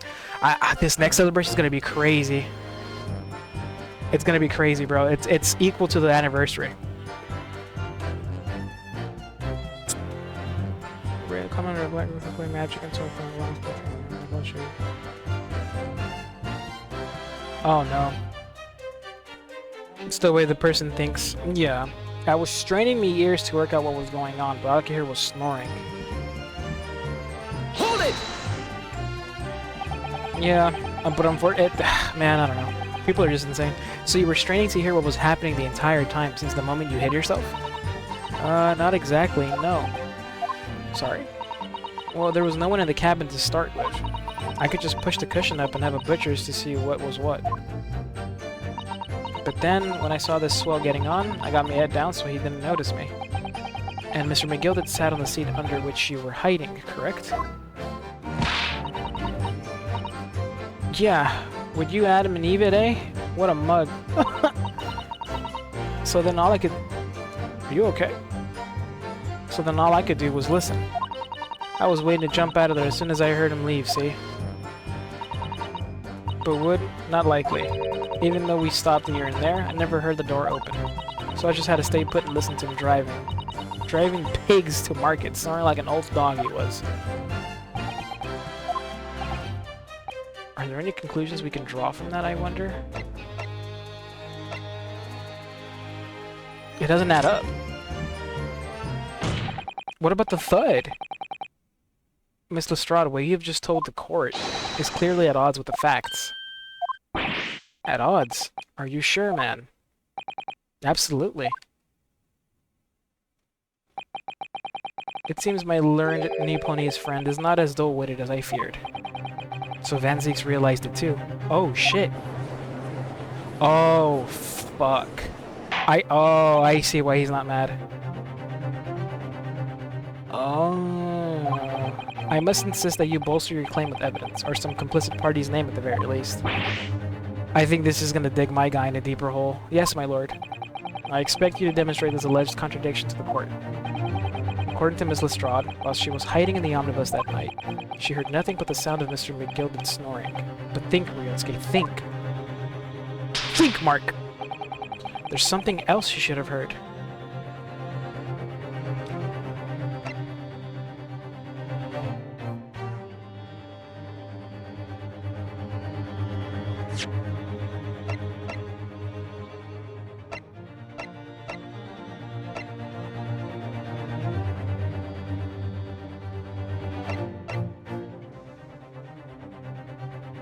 Wait, that boy screamed, did he not? She didn't hear anything.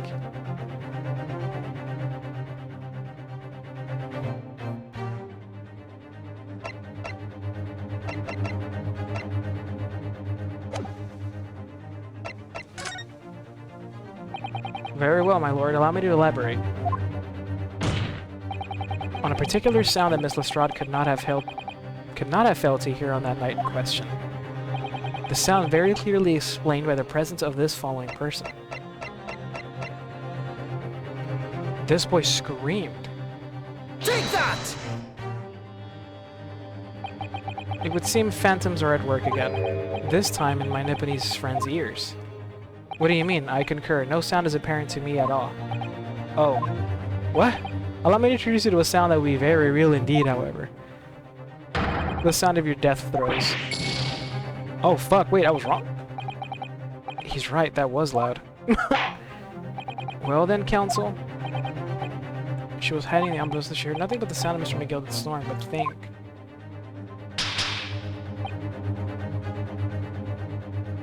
What other evidence could I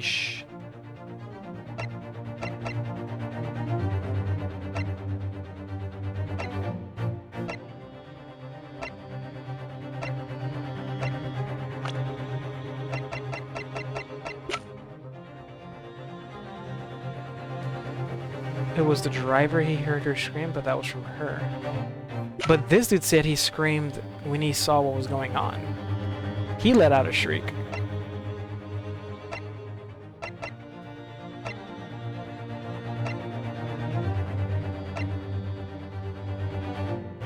Are we talking about the thud? He did make a thud. She didn't hear the thud? It's gotta be a person. It's gotta be the victim. I don't have, like, physical evidence, but a person. Take that! Thrice fired mason? Yes, my lord. The sound that Miss Lestrade cannot have failed to hear is that of the victim, Mr. Mason, boarding the omnibus. Oh, boarding it.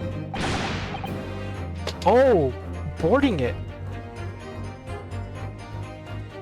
Oh, him getting on. Miss Lestrade, allow me to confirm something. You claimed earlier that you were the first person on board the omnibus. Is that correct? Yeah, of course I was. I got on while the driver was in the pub, didn't I? And the next person to board the omnibus was Mr. McGilded? That it was. Not a soul was in the cabin when I climbed aboard. At least, not in plain sight. So you were, to all intents and purposes, alone in the enclosed cabin of the omnibus at the time. Did I not just say as much? I wasn't traveling with anyone else, if that's what you mean. Yeah, I saw him get on, remember? Through the crack under the seat cushion. He was on it for his own, for sure. And from what we've heard, the carriage made a number of stops after that on its onward journey. During which time, did you not hear the door opening or closing at all? Nah, I never heard it. That's exactly what I was listening for, weren't I? Waiting for the swell to leave. In which case, when and how did the victim end up in the carriage? We know that the victim collapsed inside the enclosed cabin of the omnibus.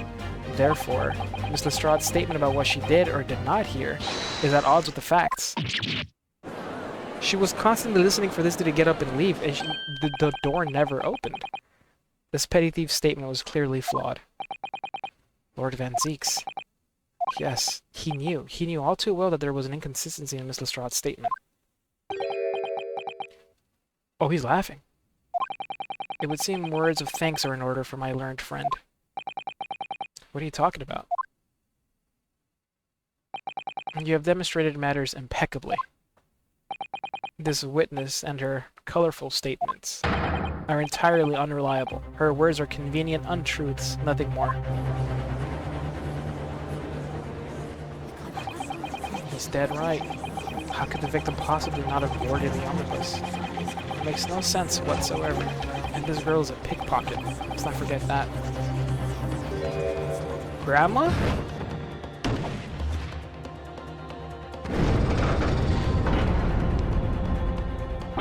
Down in celebration.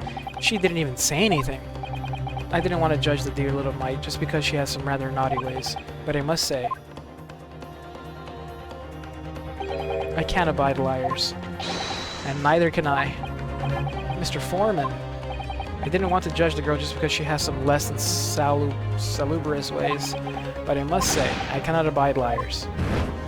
You're just repeating what Grandma said. That's nearly everybody. Mr. Naruhodo, that's 5 jury members leaning towards guilty.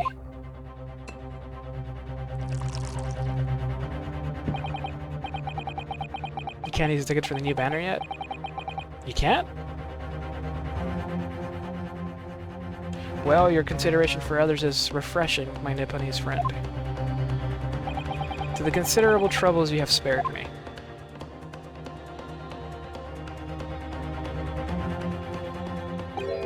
Yes, very refreshing.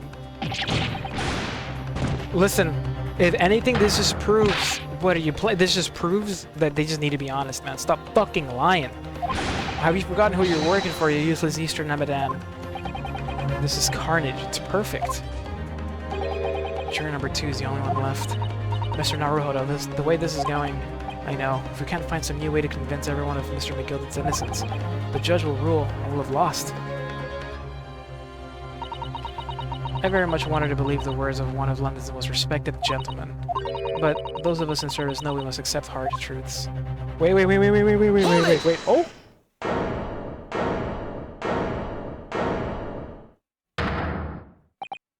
Yes, the witness's last statement seems to have revealed a critical inconsistency in her story. However, if we consider the possibility that her statement is in fact the truth, it may shed an entirely new light on this whole case. What are you saying? Counsel? I'm sorry, sir? Whatever do you mean? Look at her, she's ready. Bug. Counsel, I will not tolerate you attempting to prorogue my adjudication. Explain yourself at once. When the accused boarded the omnibus on the night in question, the victim was nowhere to be seen. Subsequently, the carriage door was not heard opening a single time, as testified by the witness in the stand. And yet the victim's body was found inside the carriage. If this petty thief's words are to be believed, how do you explain the victim's miraculous appearance inside the cabin of the omnibus?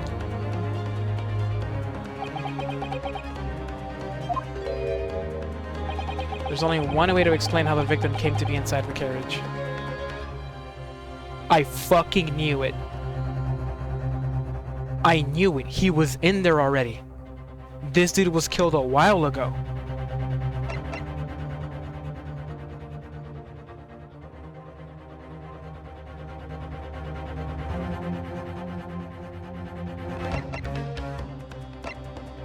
There's another entrance? I don't think there is another entrance.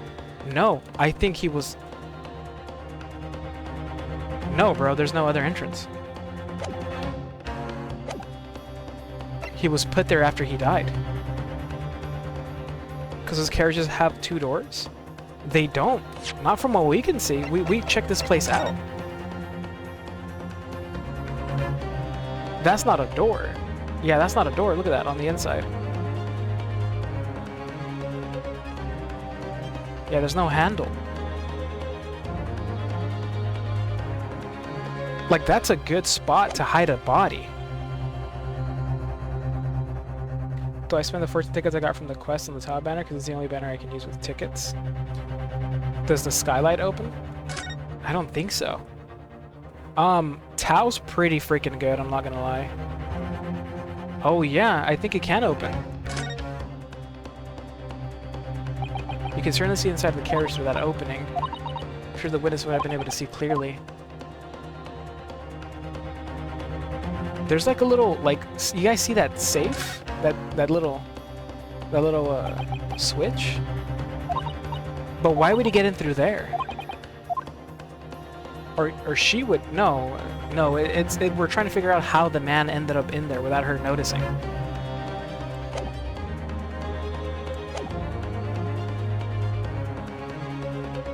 Yeah, text super, yeah, honestly I'd go for it. I don't fucking know, but it's another entrance. I think he was put there after he died, but I mean, maybe there is another entrance we missed. If the door wasn't opened even once, the only explanation is that the victim entered the enclosed cabin some other way. Objection! I wondered what new fantasy you would come up with in your blind panic. But behold, the omnibus is here for all to see. Only one side of the enclosed cabin is furnished with a door. The other only has windows. Fixed windows, which cannot possibly open. In short, there's no entrance to the cabin other than the Objection! door. But there could be. There's one possibility you haven't considered. Oh, really? Yes, one other way inside that isn't the door. Another opening, the use of which allowed the victim to appear inside the enclosed cabin. What the fuck? Alright, counsel. The defense will identify the location for the court. Here is the omnibus in which the incident occurred. Where on earth is this entrance by which you propose the victim entered the cabin?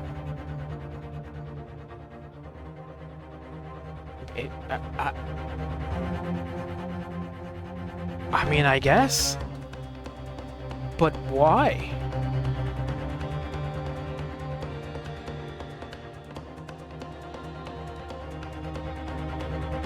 Let's just go with it, bro. Take that! And I got shit. I'm sorry. The answer is obvious. It could only have been the skylight. I say the skylight. Objection! I'm sorry.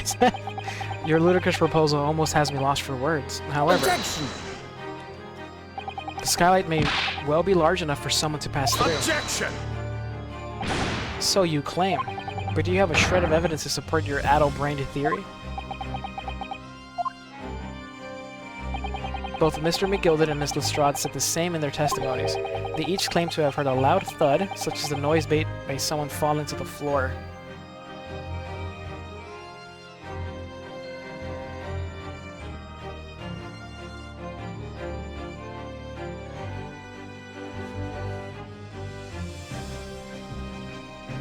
Did the fuckers on top kill this guy?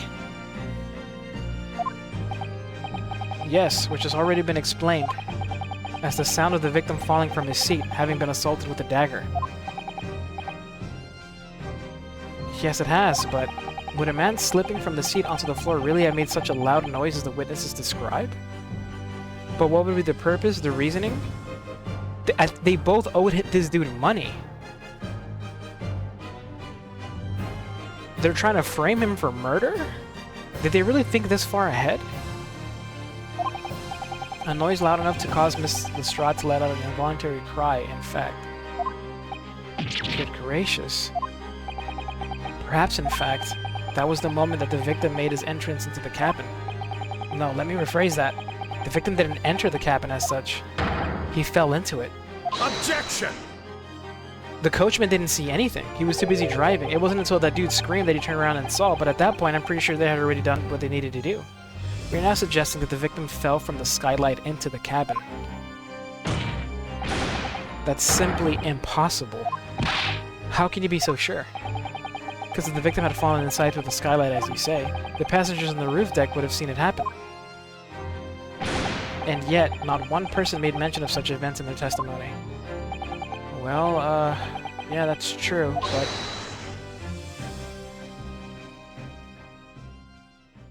And why isn't this guy just telling the truth? Might a humble fellow make a wee comment here? Mr. McGilded? To be sure now, the two fellows who were sat on the roof that testified afore said nothing of the victim falling through the skylight. But it seems to me, my lord, that this not so much a case of them not saying, but... Aye. In case of them being unable to say. What? I think perhaps the two fellas do be having sort of something of a compelling reason not to mention what happened. Oh, they were threatened. Would you not agree, fine ladies and gentlemen of the jury?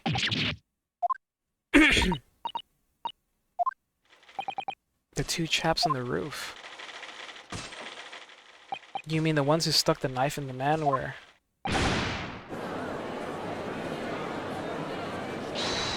I think they killed him? Yeah, you guys did it. You guys killed him? Just what exactly are you insinuating here, you blitherer? Look at this ready to fight. You said you rotter. What are you insinuating? Well, that's weird. How did they get his knife? No, bro, that doesn't add up. This is a flaming outrage. I've a good mind to give you a blinker in a minute. He'll give you a shiner in a minute, he said, and so will I. Mr. Fairplay, you're effectively accusing me, a city gentleman and well-respected banker, and me, a very angry hatter, suggesting that someone like me could have stabbed that man in the guts. It's a disgrace. It's scandalous. I protest. I protest in the strongest possible terms. That's right. I protest too. About you, you rotten scoundrel.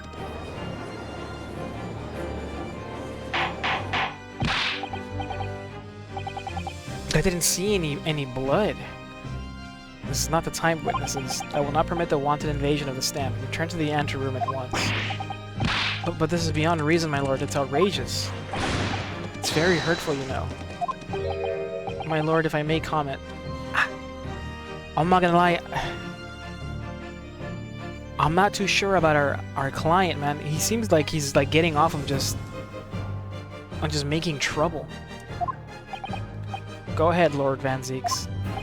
If I was the defense that incited this outburst from the witness... Oh, it was the defense that incited this outburst. My learned friend has seen fit to abandon all protocol and accuse the witnesses without proof. Accuse? I never intended to. It seems, young Nipponese, that your command of the English tongue is wanting. You propose to this court that the victim fell through the skylight from the roof deck of the omnibus. That hypothesis cannot possibly stand without the rooftop passengers being aware of the events. You have branded these gentlemen liars. You have intimated their criminal guilt. In our British courts of law, that is what is termed a baseless accusation. I know it was rash to put this idea forward without any actual evidence, but you can't just dismiss it without a single thought. What are we wasting time for? Get them to testify. I thought there was something fishy about that hat from the moment I laid my eyes on the pillow. Leave his hat alone. We have to see this matter through now, one way or another. And there's if there's filth and rubbish in our midst, we must dispose of this at once. Oh. Oh shit. Yo, Ink! What's happening, Mr. Naruhodo? The spectators in the public gallery they're in a complete frenzy. The fuck is an Impidip? It's a pretty cool Pokemon. Mr. Fairplay and Mr. First. My lord. You will take the stand again and make another formal testimony in reference to the indictment brought by the defense. Yes, my lord. I didn't come here for this. There's no time to think this through. All I can do is keep pushing forward. How did he get his knife? This isn't making any fucking sense at all. We were the only two people up on that roof deck, dead or alive, I can swear to that. If anything had happened where we were sitting, don't you think one or the other of us would have noticed? In any case, neither of us know the first thing about the victim. We had no reason to kill the man. The skylight was shut the entire time, I tell you. We couldn't possibly have opened it. If you're so sure the victim fell through the skylight, where's your proof?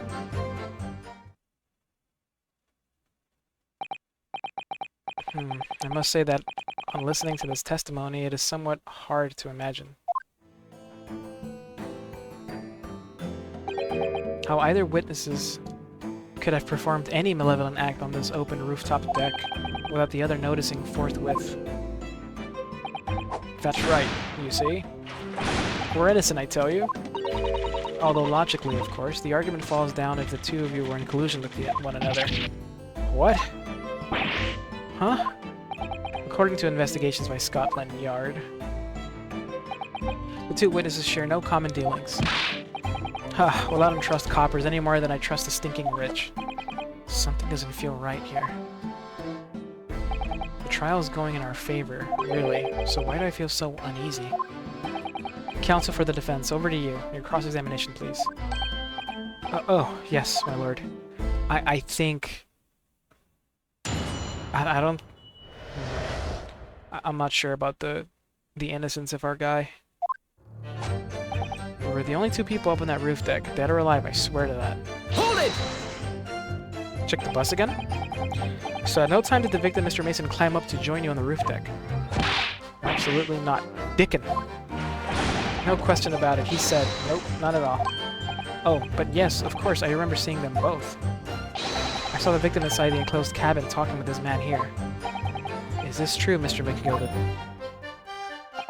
Dear me, my lord, at the risk of repeating myself, I boarded the omnibus alone and nodded off inside almost immediately. It's an outright lie. Without doubt, you were engaged in... Let me stop you there, fella, and ask, do you have any evidence at all? It's about evidence in these courts these days, so you do well to remember that. I saw you with my own eyes. This is going so well. If anything happened while we were sitting, don't you think one of the others would have noticed?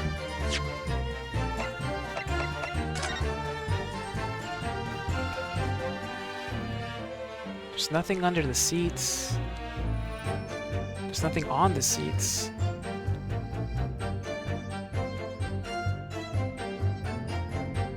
No, man, there's nothing up here. Let me get in there and look from the inside.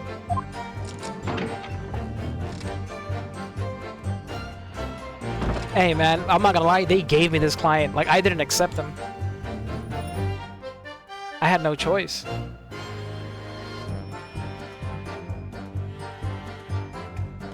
Look at all this fucking blood, bro.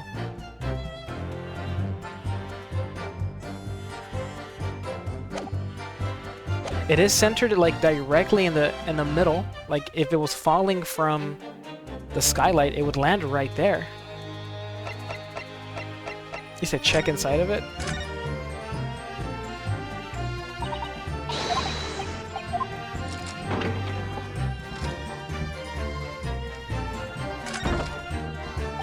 Quite a large skylight, isn't it? Quite a good view of the roof deck. Can't be open from the inside, at least.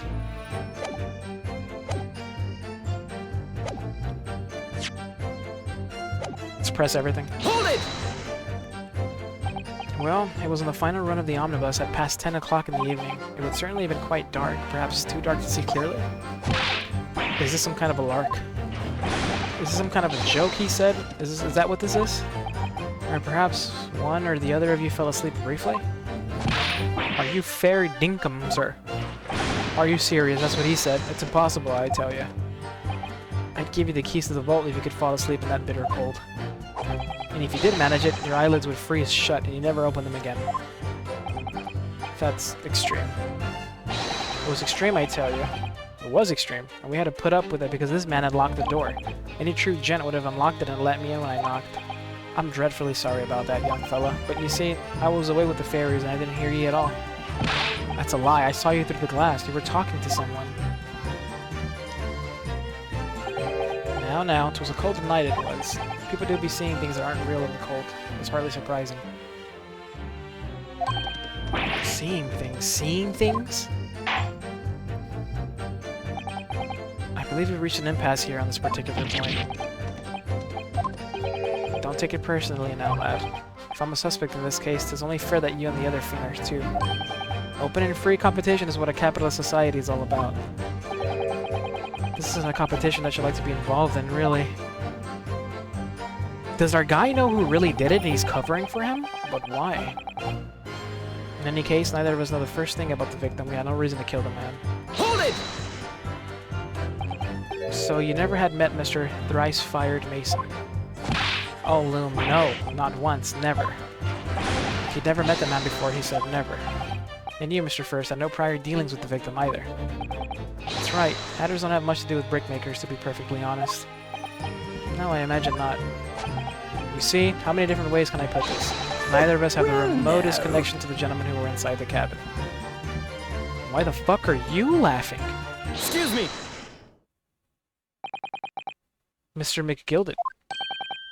Yes, counsel, what can I be doing for you? Did the witness' last statement give you pause for thought somehow? Not the remotest connection. Is that right now, I wonder? What are you insinuating now? Ah, Mr. Fairplay, it has been too long, so it has... Huh? If I'm not very much mistaken, I believe it's fast approaching, is it not? Your repayment date. I beg your pardon? You borrowed 20 guineas from me, sir. At an unconscionable rate of interest. You tricked me. It's extortion. Well, now, is that a touch of begrudgery, is it? The sort of begrudgery that might motivate a fellow to pass his crimes off on another. And young Mr. First. Me, sir? What do you want with me? You do be making hats for a living, do you not? That there top hat sliding about on your head. Is that one of your own creations, is it? Oh, well. I'm still just an apprentice, you understand. I'm learning to find the perfect fit for whatever fine gent walks through the door. Perfect fit, is it? Well, it is a very distinctive design, so it is.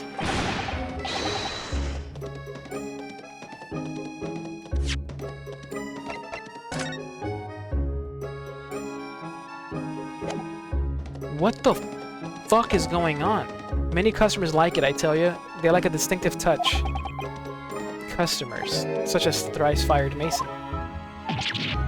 Ah. There was a photographic print of the victim submitted as evidence of fraud, my lord. Oh, this you mean. I can't help thinking that the poor fellow's hat looks distinctly familiar, wouldn't you say? Oh. That's one of my hats. That it is. So it would seem the brickmaker was a customer of yours. The sort of customer I'd wager you could have had a quarrel with over the distinctiveness of the goods. No, sir, absolutely not. Well, there's really nothing more to add. It wouldn't be right to say that these two fellas are here having the remotest connection to my victim, you see. To the victim, sorry. This is fucked. I think this guy... I rest my case.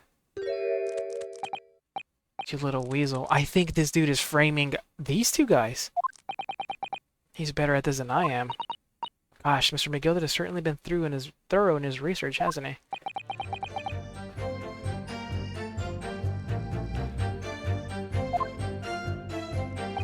Please, don't let me, little interruption, hold up the proceedings. The skylight was shut the entire time, I tell you. We couldn't possibly have opened it. Hold it! Cause him a doubt when you were obviously the killer? It's different, man. I'm his best friend. He knows me. I don't know the first thing about this dickhead. And he was pretty certain he didn't need a lawyer. He was like, I'm gonna get out of the bag. He was like, I'm gonna get out of this. Like, why was he so... How was he so certain? Are you quite certain about that? That the skylight was shut the entire time? I'm gonna lose my block with you in a minute. He's going to lose his rag with you in a minute. That's what he said. Take a look for yourself. Go on. You see? It's shut fast now, just like it was on the night. So it is, of course. A fellow that size of Mr. Mason could lightly break right through it, still and all. What? Just look at the size of the thing, you understand. Now, you hold on a minute, sir. The size of the thing means nothing. Not on its own. Let's consider the bigger picture here, shall we? Let's stop biting our cane, shall we? I was riding the omnibus on another occasion when, well, I broke wind loudly. I shocked myself with it as it happens. This is an unexpected confession, Mr. First. Oh, I just mean to say, well, the point is, I tried to open the skylight, you see. But just my luck, I couldn't make it budge. The stench was terrible. Everyone was looking daggers at me. I went as red as rouge, I did. Are you expecting me to sentence you? Oh, no, sir. The point is, the skylight can't be opened. I tried and tried when I was inside the cabin of shame. That ain't...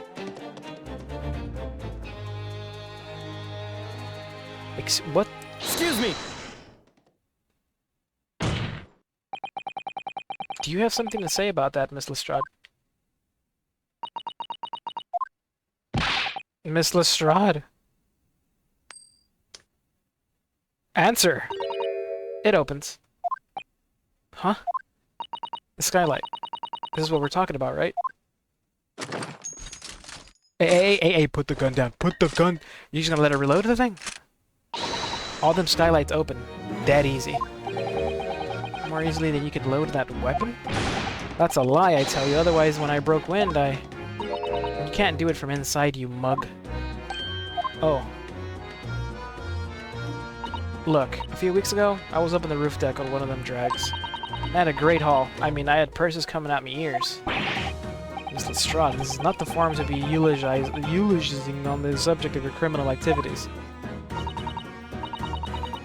Well, anyway, I had a bit of a scare. When we lifted the last bloke's purse, he got wise to me.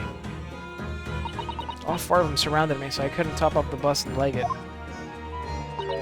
So what I did was, I used the skylight. I opened the catch, and jumped right through. What? Yeah, the catch on the skylights is on the top side. That's why you can't open them from the cabin. The skylight opens from the roof deck? Bailiff, climb up to the roof of the omnibus at once and verify the witness's claims.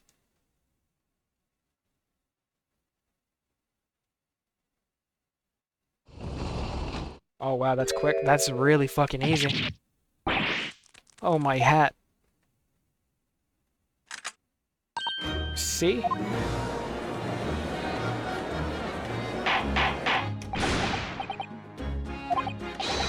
What? So it appears that this street girl's statement is quite true. I don't believe it. The skylight opens. And from the roof deck. Mr. Naruhodo. This could be the clue we've been looking for. It wouldn't let me open it, Noodles. Counsel for the defense, please continue with your cross-examination. Yes, my lord. So the skylight opens. Perhaps I should investigate for myself. Now we can investigate!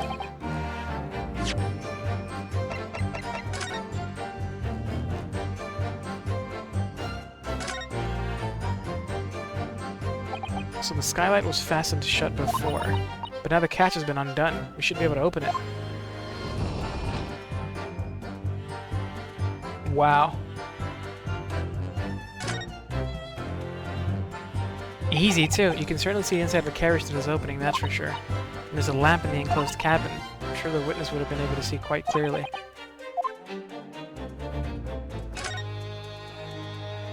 Shit! Well, let's open the door and go inside, shall we? Scene of a murder. I know, it's horrible. But wait a minute. Oh, motherfuck. Oh. Yes, it does open very wide, doesn't it? Wide enough to kick someone like you through, certainly, Mr. Naruhodo. That's not ketchup, is it? That's not ketchup. Why someone like me? Ah, what is it? Look, just here. Look at this. That's, without question, it's blood. Why would there be a bloodstain there? Surely, it can't be unrelated to the case, can it? Bloodstain visible on the frame of the skylight when opened. Okay, so let's okay. All right, so let's switch our entire brain around. Our entire brain. Does that mean? Does that mean all three of them were in on it? How do you not notice a body? I mean, the driver was busy driving. Maybe he didn't see anything, but... So if they're lying, so that's why Gina didn't hear the door open. Because the victim climbed the ladder. So they're lying. Where's your proof? Well, it's right here. Objection! On the night in question, the victim was fatally stabbed in the stomach, and immediately afterwards, the victim's body was pushed through the skylight into the cabin below. Dude, let's go. I never stroked it. He's lying, Ink. He's lying. But yeah, these are cool. I'm glad you're enjoying this, though.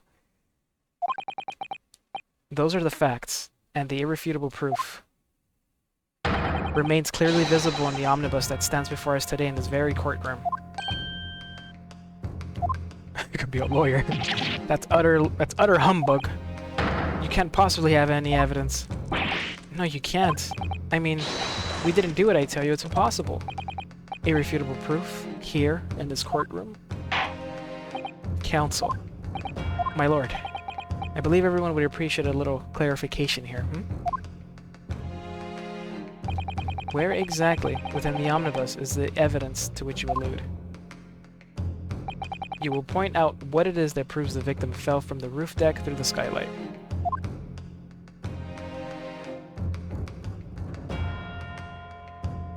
Oh, sir. There's right here. Got it! By Jupiter, is that blood? You fucking monsters. This bloodstain proves two things. Firstly, when the incident occurred, the skylight of the omnibus was open. What? And secondly, the victim was already bleeding when he fell through the opening. Oh my. And so it follows that Mr. McGilded, who was inside the enclosed cabin himself at the time, cannot possibly be guilty of this crime.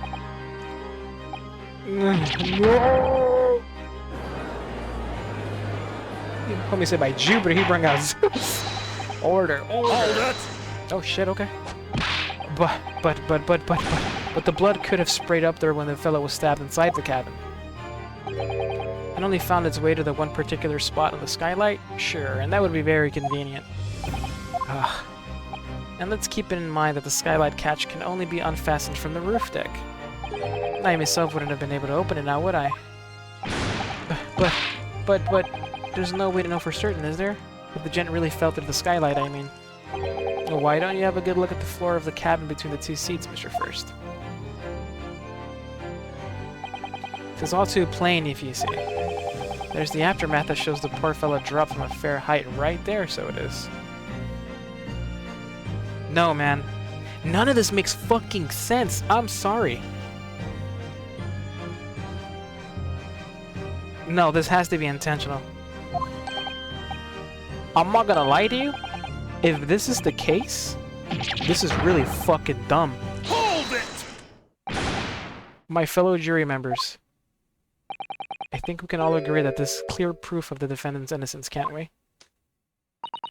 I believe we can. Yes, sir. It's clear to me now where the filthy rubbish can be found in this courtroom. So they thought they could pull the wool over my eyes, did they? This feels too convenient. I won't tolerate any of the guild's carriages being sullied with blood. I won't tolerate it. Oh, I always knew that the nice gentleman who gave us that delightful part couldn't have done such a thing. On three, then, everyone. 1, 2, 3. Objection! Hey, Zeeks, I'm not gonna lie. Cook, bro, because... A chilling performance, Mr. McGilded. Oh? And what would you be referring to there now, Lord Van Zeeks? A bloodstain on the frame of the skylight? Such evidence is null and void. What? Why? For one extremely simple reason. That smear of blood never existed. I fucking knew it, man. This doesn't make sense. All of this shit seemed way too convenient. Like, we were getting our asses kicked, the smoke pops up, and now, like, what, all of the evidence points to us winning? Objection! What are you talking about? It's there for all to see, and it's clearly blood. Objection! I personally attended Scotland Yard's investigation of the omnibus. The officers involved went over the carriage with a fine-tooth comb. So I can state with absolute surety, no such smear of blood existed in the carriage. At least, not until this trial began. But, are you suggesting, Lord Van Zieks, that this stain of blood was fabricated, my lord? Yes. And while the court has been in session. Is the true murderer still inside this bitch? What a palaver. I must say, I didn't expect such a crude reasoning from a prosecutor of your standing, Lord Van Zieks. But I'm Magnus McGilded, a fellow known all over the capital for his fine contributions to public life. I don't take kindly to slander, and I'll fight it to the bitter end. Even if it's rolling off the tongue of the Reaper of Bailey. Mr. McGilded, I realize that this is your first appearance in court as the accused. However, I am well aware of your involvement behind the scenes in a great many affairs of dubious nature. You're very adept when it comes to avoiding getting your own hands dirty. And each time it happens that a case you're involved in is investigated, you adapt the facts. Adapt the facts? What does that mean? When you wield a fortune the size of Mr. McGilded's, however ill-gotten it may be, nothing is impossible. Tampering with evidence, manipulating the scene of a crime, bribing witnesses. I toast your ability to concoct the most convenient of stories, sir. I think we're defending a bad guy. Tut tut, Lord Van Zieks. This will not do, to be sure. Will it now, counsel? No. I think it's fair to say this does all sound like a rather far-fetched excuse by a desperate man. The blood in the skylight didn't exist, you say?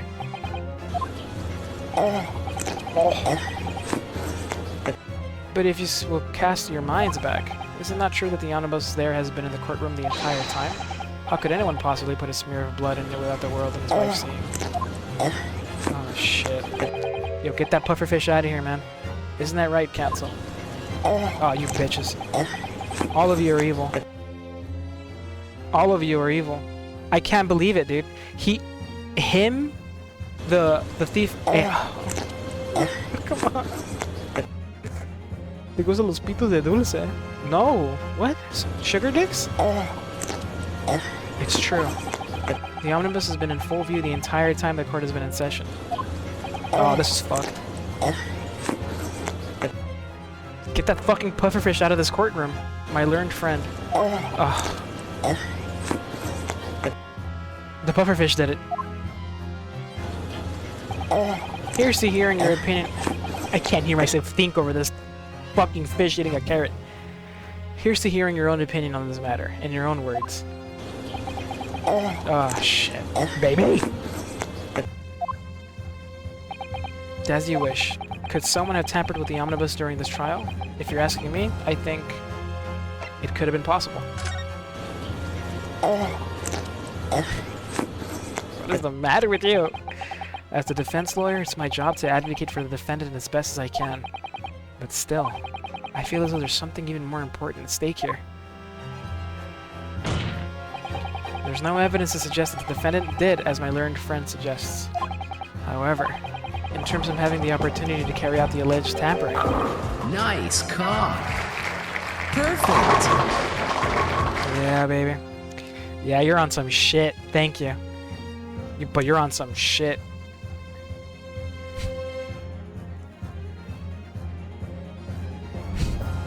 I'm gonna make it more expensive. I'm gonna give it a cooldown.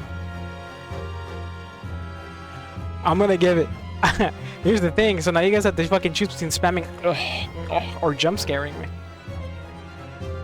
It was everybody, I know that. Again with this shit. Yeah, bro. I'm putting. Yeah, you enjoy that shit. You enjoy it. I'm making it like 10K next game. Next time we stream. Say you whore. There was one possibility. Good gracious. Explain yourself, counsel. I'm gonna make it 15K. I just reminded myself. There's this fucking video, right? Where like they're interviewing like convicts and like criminals like jailed up, and they're like, "Yeah, the food in here sucks, man." Hey, I can't even speak with this fucking fish eating, bruh. I can't even.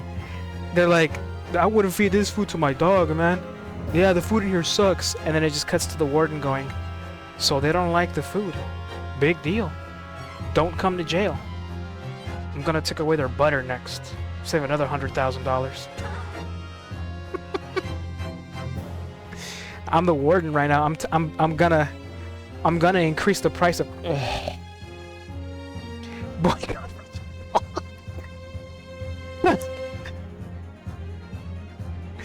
Cock sign your true support of channel. We have a little fun. That goes out the window. I'm not. Shut the fuck up. I'm not. I'm not gonna change. You know what? How about this, man? I'm gonna remove all of the redemptions except for. How about that, huh? It seems my learned Nippon his friend has no intention of running from this deceit. Deceit. I'm sure everyone still remembers clearly. Do that. I'm not doing that. The races that we were forced to take. As a result of the smoke grenade fired by the witness currently in the stand, Ms. Gina Lestrade. Yeah, ever since that smoke popped off, we came back. This shit went a little too well, man.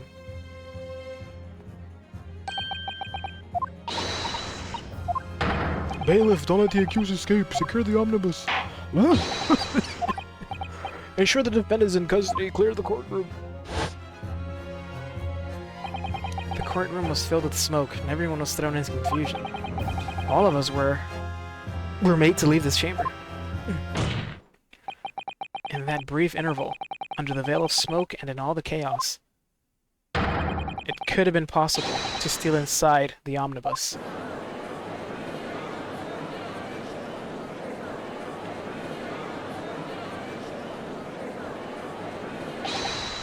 Are you wise? What are you trying to pull, you rotten feckless gouger? Feckless gouger? You're supposed to be defending me. This is a wicked plot. This is a plot to undermine me, so it is. Objection! Whatever you think this is, it changes nothing. The facts are the same. After this courtroom was evacuated earlier as a result of the smoke grenade, a number of inconsistencies materialized in relation to the omnibus. Inconsistencies such as... To start with, the storage compartment underneath the rear passenger seat. When the police investigated the omnibus, this compartment was full of the driver's items.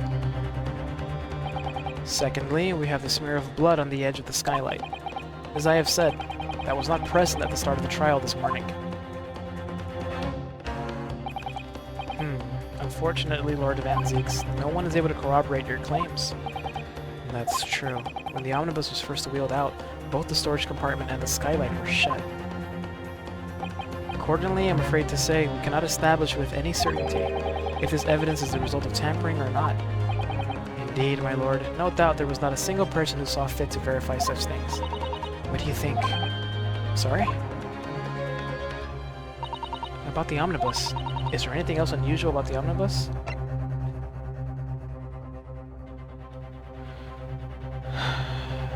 I don't care, bro. We're going home to Japan because I'm not gonna get this dude off the hook. I think this dude's fucking dirty. My lord. Yes, counsel? There's one further inconsistency. A mark that surely could not have been present at the start of the trial. What? What in the devil's name are you gonna say now? If you dare to betray me, you little maggot, you better start watching your back. Objection! Silence, McGilded. I'm not gonna lie. If me and Van Zeeks can team up against this fucker, I'm all for it. Huh. You know, I like this dude much better anyways. The court awaits the defense's clarification. This trial keeps swinging one way and then the other. I have no idea what's the truth and what's deception. That's what I'm saying. What am I supposed to believe here? I shall have to ask you to elaborate, counsel. I don't think Zeke's tampered with it, no. He's helping us solve this shit. Where exactly is this alleged mark that you claim to appeared at some point during the trial? This? This shit just popped up out of nowhere. Got it! If we consider that the victim fell through the skylight onto the floor of the cabin, you would have certainly expected to find signs of blood where he landed. But as far as I recall, this bloodstain on the cabin floor was not there when the omnibus was first brought into the courtroom. Good lord.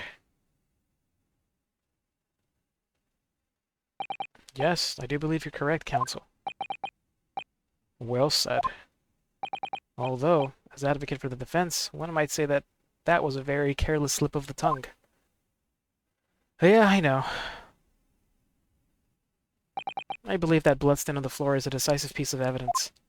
But if the question is whether that evidence is genuine, whether it was unlawfully fabricated by someone, I feel compelled to admit that there's at least a possibility that the evidence is fake.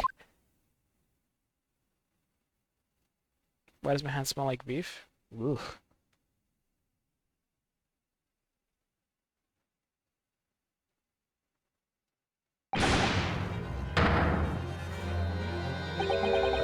This trial is over.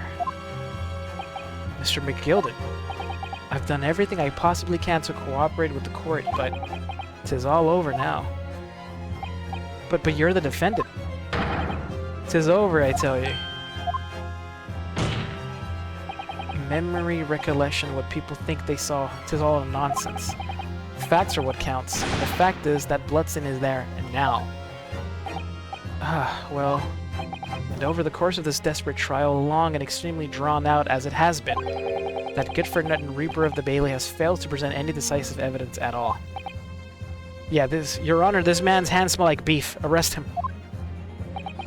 I'm scandalized, so I am. I thought better of Lord Van Zeeks. Well, my lord, I must concur with the defendant. The unaffirmed recollections of an individual cannot stand as evidence. At this moment in time, the particular bloodstain in question is very much in existence, and in the absence of any credible method by which to prove its alleged previous non-existence, I regret to say that it would be improper for this trial to continue. Your lordship can't be serious. Lord Van Zeeks, what is your position? Yeah, we're both trying to get to the bottom of this. The prosecution, my lord, has no further witness or evidence to present. Very well. In that case, as I believe we have explored every possible avenue in this matter, I shall proceed to my adjudication. As for formality, I am of course obliged to confirm with the defense first. What formality? As things stand at the moment, it would seem that Mr. McGilden would be found not guilty. I don't like this shit at all, bro. I'm not advocating for a fucking murderer. Yes, which would mean we've won.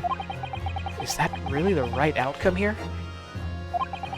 Is it really alright for the trial to come to an end now with all these unexplained inconsistencies?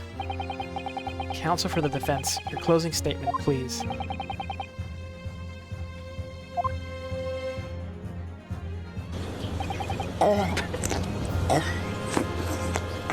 That was his closing statement?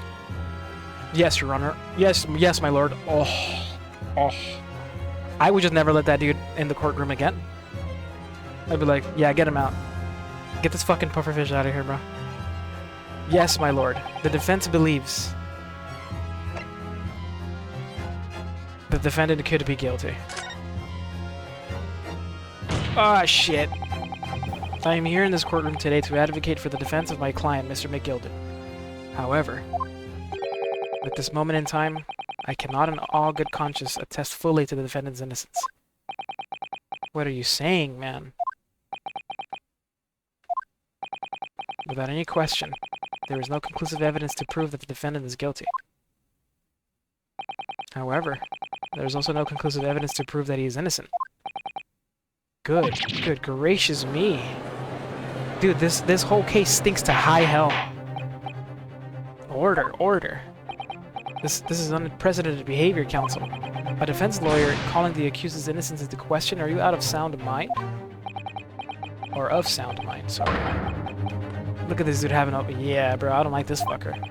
Oh, it was a grand decision to appoint you as my lawyer. So it was, a grand decision. What? I must say, I didn't expect quite such an exciting spectacle at the end there, but still. Here, have this for your troubles. Your job here is done, fella. And some fine work you've done, so you have. What do you mean? It says just as the right honorable gentleman is so succinctly put afore. The trial can't go on anymore. And your closing statement there was, how did you put it now? Nothing more than a formality.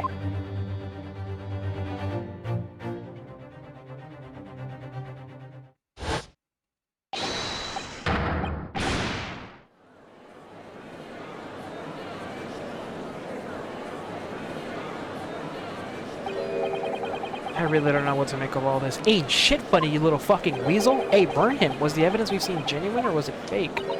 His lordship would be fuming. Any unsightly rubbish should be disposed of promptly, as I said.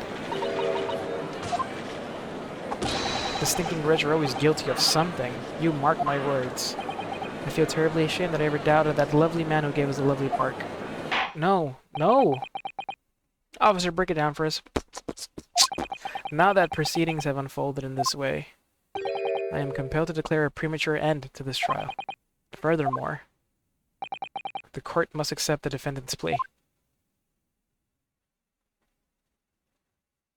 Zeeks, I thank you kindly, my lord. I hereby pronounce the verdict of this court. Objection! But we still haven't determined if the bloodstain in the omnibus is genuine or not. We don't know if these witnesses are telling the truth or a pack of lies. We have no idea about the truth. Lord Van Zeeks, my lord, the case made by the prosecution was flawed, plain and simple. If indeed the omnibus presented as evidence was tampered with, the prosecution is at fault for allowing such a disgraceful perversion of justice to take place. Objection! My sincerest apologies, my lord. But wait. When we were evacuated from the courtroom, Lord Van Zeeks ordered the evidence to be secured. He did. I'm afraid the prosecution cannot shun responsibility in this matter. That's so unfair. The culpability of the defendant has not, at the present time, been established by this court. Consequently, the jury will not be required to proffer judgment. What? I don't like the way this is manipulated the fucking court. Well, Lord Van Zeeks, it's been a pleasure, so it has. And as for you, my dear fella, I couldn't have asked for a better defense. Do you mean to tell me this has all been a grand waste of time? This is the law of the land, my good man. If you'd like to pursue this matter further, you can always go ahead and try to change the law. This is bullshit. He's chasing his tail? Ha! What a dummy. Magnus McGilded. Good grief, you've more to say to me, have you? Just one thing. A warning. This is far from over. Well, something to be looking forward to then. I hereby pronounce the defendant, Mr. Magnus McGilded.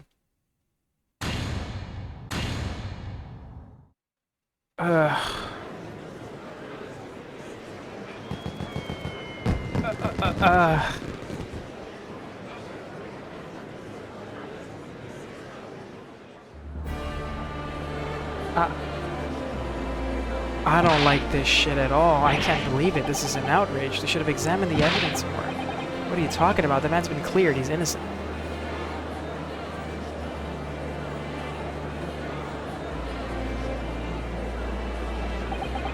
With the courtroom in pandemonium for the second time that day, the judge delivered his verdict. And my first ever trial in Great Britain came to an abrupt end. With the defendant being found not guilty, ostensibly a victory for us. I technically won. Yeah, I won, but this is why you don't. This is why I personally can't. Like, you, we got a fucking murderer, somebody really clearly dirty off the hook. Like, that's a win.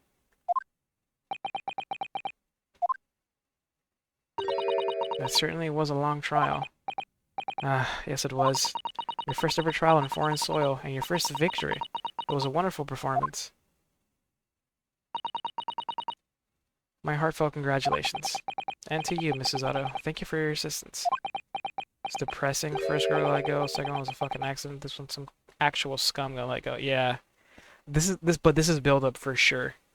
I get a feeling this is fucking build up, bro. This is gonna make bringing him down later much, much more satisfying. I suppose we should be happy. Look at them. Yeah, this is, yeah. Hey, man. Hey, trust the game. Honestly, I'm trusting the process. This feeling of discomfort and just like this feeling of not good, it's intentional. This is what they want us to feel. Let's write it out. Let's write it out. Trouble is, we're still completely in the dark about what actually happened. Well, we didn't have enough time. But isn't it wrong? I mean, who was actually responsible for Mr. Mason's death? We didn't even know that. The sole aim of the defense is to obtain a verdict that exonerates the defendant. You carried out your duty to perfection. Aye, that she did. Hey, leave, bro. Mr. McGilded. Ah, and that girl is with him, too. Well, it seems that the stories are true. Oh? What stories? How about the 6 enormous fireworks that you'd be letting off when there's a verdict of not guilty? Your brother wrote facing life. Are you fucking serious, Williams? I'm sure you must have seen them now. Spectacular, wouldn't you say? Yeah, definitely. I heard it was a sight to behold, and to be sure it was. And I viewed a tank, I suppose, for having an opportunity to see it. Oh, I don't know about that. I'm not sure I really did anything. What on earth are you saying, fella? How did I walk out of there a free man, then? I don't think it was so much thanks to me as down to your planning. Yeah, we're not stupid. You're a straight-talking fella, aren't you? I must say, you had me astray in the head there once or twice. But you're young and headstrong. 'Tis water under the bridge. He deserves it? Oh, okay. I was gonna say it's Williams. Shit. Congratulations, Mr. McGilded, on having your name cleared. But nothing's resolved. There's only one thing that matters to me. Oh? Aye. They've all seen that I didn't do that odious and abstinent deed. 'Tis a grand, is it not? I suppose it is. Now the fine fellows of Scotland Yard can take matters in the hand and sort out any wee details. I assume you have them in your pocket as well. They'll see it for what it is. They'll get to the truth. I've absolutely faith in them, I have. After all, I did be providing a good number of their wages with all the taxes I pay. Yeah. Yeah. It's not that funny. So then. Jesus, Williams. Sweet Jesus. As we agreed beforehand, 1,000 guineas for your troubles. I think you've mentioned that before. Oh, no, I couldn't possibly accept that much. Ah, be wise. You're a humble people, are you? From the East. Well, if you insist. Yeah, I'm not taking your dirty fucking money. But have this. Still in all, you deserve a reward. Mr. Magnus McGilded. Everything is ready, sir. I'd like you to follow me into the courtroom. Into the courtroom? What's this, officer? 'Tis sooner than I was led to believe. I hope it's not an inconvenience, sir. There were some changes to the schedule. No, bro. Well, I must be making tracks now. 'Tis time for the inspection. What inspection? Thank you so much for the follow, Knife King 23. Thank you. What inspection?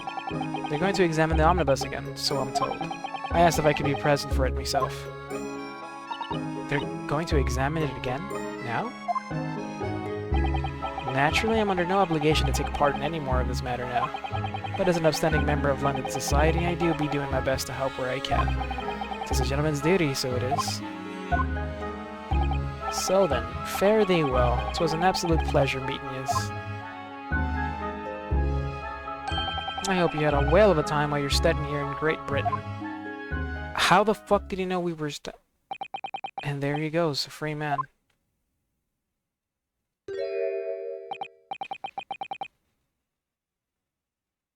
Follow just to say my glorious king. You're not the only. I'm not even gonna lie, king. That man can get it. I forgot she was here too. No, you're good, Squilliams. You're good.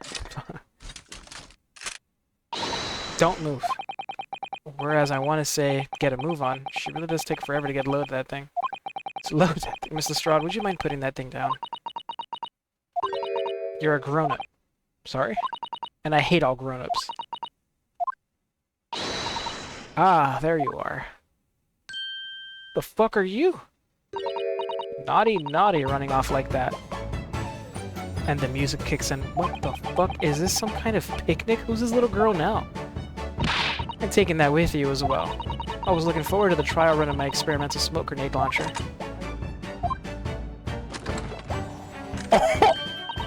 Oh, do you want to play? You won't beat me. This. Oh!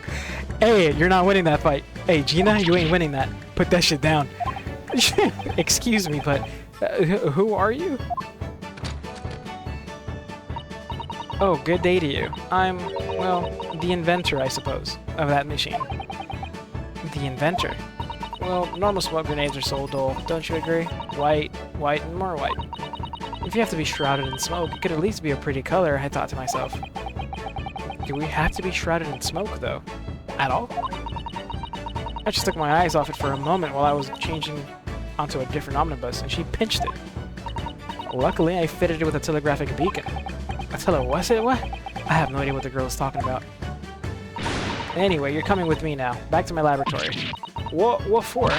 To apologize, of course, silly, to my technician. What, you mean, say sorry? You must say sorry when you've done something wrong. Surely an adult has told you that before. An adult? Huh, I don't listen to no adults. Yo, shoot this bitch, I'm not gonna lie. Come along then, follow me. Fine, have it your way. Oh, good. You see, I knew you'd want to do the right thing in the end. Really sure that's what she wants is not to get shot by that massive gun of yours.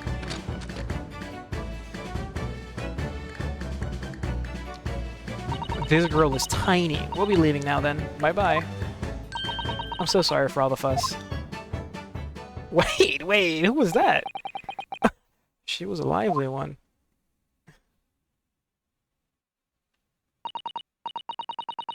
Yeah, Noodles. Yeah, I mean, that's just... I mean, you gotta laugh at some shit, because otherwise you just go insane. Well, do you think perhaps we ought to be on our way now, too? Yes, you're right, but where to? Oh, we haven't had time to find a place to stay. No sooner had we arrived in London than we had to rush here. All our traveling cases stood with the bailiff. I was originally planning to spend today in search of lodgings, but at this late hour in the day, I'm afraid we may be out of luck. Don't worry, though. I have a plan. If worse comes to worse, I've heard of a lovely park where we could spend the night. Please tell me you're not thinking of McGilded Park. You know, it may be a little chilly at this time of year, but our youthfulness will see us through. I'm not so sure about that. I think a midwinter London night will freeze a young person solid just as easily as an elderly one. Oh dear, that doesn't sound agreeable.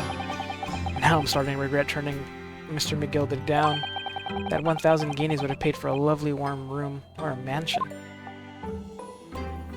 Yeah, I don't like this shit at all. Yeah, we're in the UK. We're in Great Britain, they call it. On the case, out of technicality, too much fucked up evidence. Yeah, Ink, our defendant, Mr. McGilded. This guy, he ain't straight, man. He's really fucking dirty. He's crooked. And, it's pretty obvious that he tampered with the crime scene to make it look like, you know, he was innocent. And there just wasn't enough to find him, not or guilty. There wasn't enough going. Like he really, like he's good at this shit, right? Getting off the hook. So yeah, we won, but like at what cost, right? There's a pretty good chance he actually did it, but you can't prove it otherwise. Yeah, what Seth said. And so, the trial to determine my worthiness for the study tour was over by the end of our first day in London. However, as we were soon to learn, there were more trying times ahead. Just as the Reaper of the Bailey had warned, the case was far from over.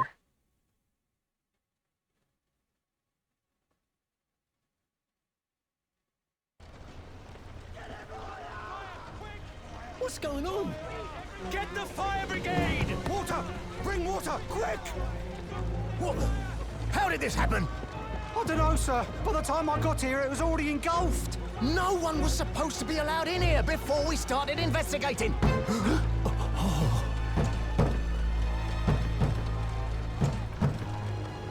No. Oh, good God. There's someone in there. Oh.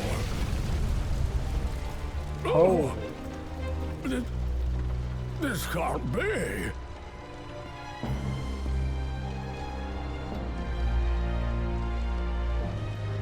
Oh god, he looks even better animated. I'm not gonna lie, I am going to be 1000% with you guys. I wouldn't be mad if McGilded was the one inside the carriage. I would not be mad.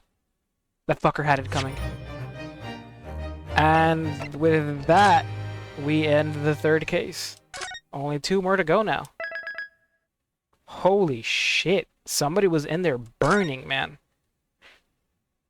I'm gonna end it, but I kinda wanna see. Should I end it or should we see there's a cutscene. There's always a cutscene at the beginning of the next. I wanna see what we're getting ourselves into. I fucking really wanna see what this next case is gonna be about. Is it just gonna be the cart? Something more? Should we get a sneak peek? Should we get a sneak peek? Intro? Yeah, should we? I kind of want to see. They gave him the R right. The first season of he looked great too. Yeah, Ink. Yeah, they have cutscenes. Yep. They started this shit with like, I think Dual Destinies. Dual Destiny started the cutscenes, and then Spirit of Justice had them, and then these 2 games have them. Yeah, they stepped this shit up. All right, bet. Let's see. Episode. Wow, we're at the end. We're almost at the end. So episode 1, right? Great Departure. Racist English woman. The death of our best friend. Really slimy fucker. Now we have the adventure of the clouded Kokoro. And then we have one more. We have one more. Fuck, there's no way we are going through this game. Wow. This is not like the typical Ace Attorney game. Usually we have to investigate the crime scene, we spend a day investigating, spend a day in court, spend another investigating, spend a day in court, you know? For 3 days. But they don't have the 3-day limitation here, so I like the pacing so far. I do. Let's go, let's see.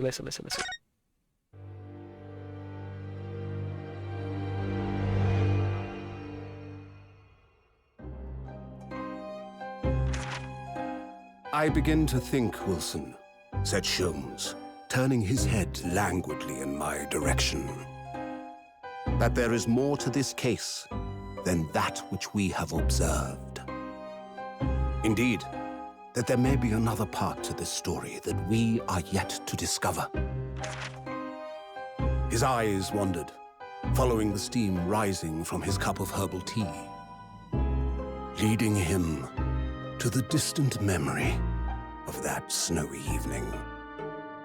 To the young lady collapsed on the pavement along Briar Road, and to the knife in her back. Lit in the soft glow of gas lamps, a most extraordinary scene had been set. And under the cover of a light fog, the curtain had risen silently on the insoluble mystery of our invisible killer.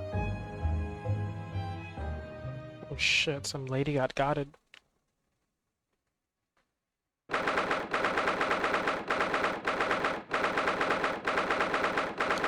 Okay. Is that what's going on now? Just a little bit. Just a little bit.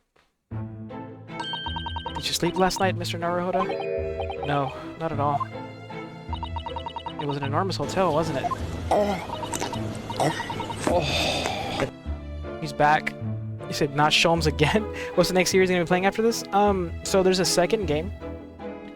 This collection has 2 games. This is the first one. There's a second game with Ryunosuke here. But I don't know if after finishing this I'll jump directly on the second one. So, cause the next big game I want to do in August is Snake Eater, right? Metal Gear Solid. That's coming out in August.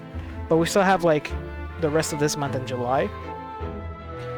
It was a toss-up between Red Dead Redemption 2 and Sekiro. Sekiro, I was really leaning towards Sekiro, I'm not gonna lie, because that's like the only like Souls game I've never played, like, you know, official Souls game. I mean, there's like a bunch Souls likes, but yeah, it was gonna be one of those two. It was gonna be one of those two. Unless you guys want me to start the second game after finishing this, like, you know, back to back. But I thought maybe we'd be like tired from Ace Attorney and we'd take a break and then play something else and then come back to the second one, or we could just, I don't know, it really, because I could play these games, like, I don't care, I love these games, but, you know, I don't want to, you know, I thought it'd be like a good break. Play Red Dead. Yeah, Red Dead, it's a great, that's the thing too, I know bits and pieces about Red Dead, but I've never actually played it myself, man. Like, I've never played it. I downloaded it and I got it to play online with my friends and family, but I never actually played the story mode. But Sekiro, man, I've never played it, like, and I know next to nothing about it. But no game will have emotional effect of it. I know that, that's why I want to play it. Like, you know, I love narrative games. When does Delta come out? Like the 20th or the 28th of August?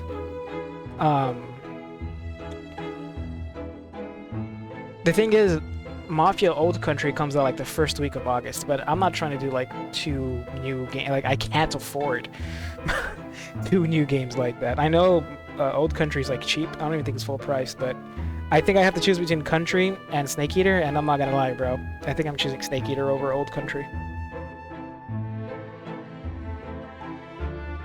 Yeah, I was thinking Sekiro too.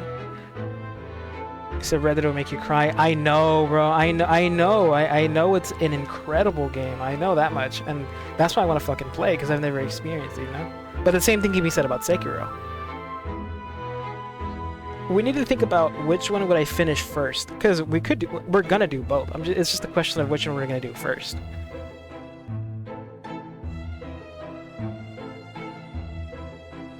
Yeah, I haven't, Squilliams.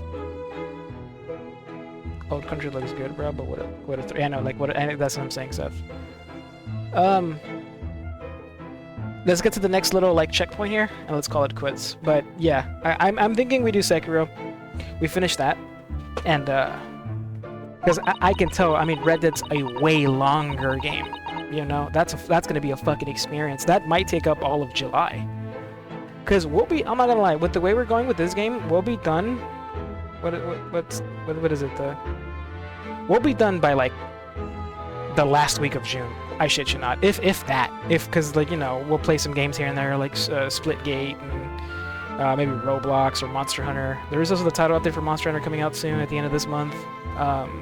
Repo. We'll play like randomly here and there, but we'll be done with this game with, like, I want to say within the next 4 streams of Ace Attorney we'll be done.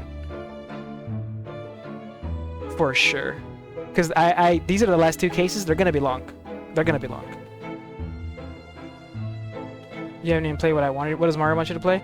Oh, that's true. Well, I mean, besides playing, yeah, obviously playing with Mari too. We've been wanting to do like a night where we play games, but for one thing or another, we just have other things to do.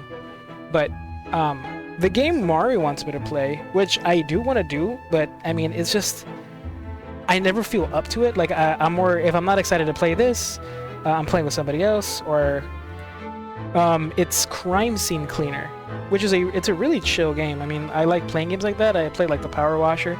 It's kind of the same thing, you know? It's like a chill game where we just clean up I know there's like a bit of story to it, but you know, who really cares about that? It really is just going around like an entire crime scene and just making it look like nothing happened. That'd be fun, but you know. Still haven't tried the Street Fighter Inc. It is. People say that the Akuma weapon is not all that. It isn't. Like, clearly the Akuma build and combos and like weapon type, it's not gonna be meta, but it's not completely useless either. It offers a fun way to fight monsters. It's cool. I like it a lot. Do I wish he did a little bit more damage? Yeah, but can you still kill monsters? Yeah. It's still pretty cool. I fucking brought that against Zoshia, and it took a little bit longer to kill it, but it still died.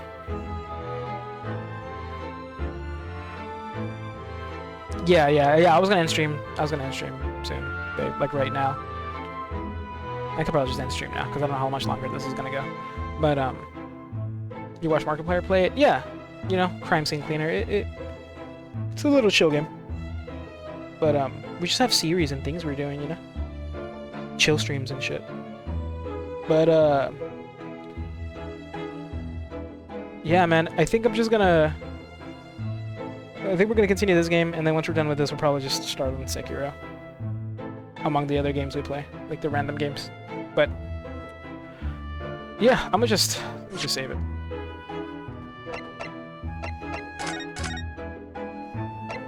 We got a little sneak peek. It seems that a woman may or may not have been stabbed in the middle of the street and just, you know, fucking left there. Really messed up. Oh. But we don't know for sure. And Herlock Sholmes may or may not be involved again. We'll see. But that is the penultimate semi-final case to the end of the game. I'm excited. I really do hope we get to get our get back against that little fucking snake.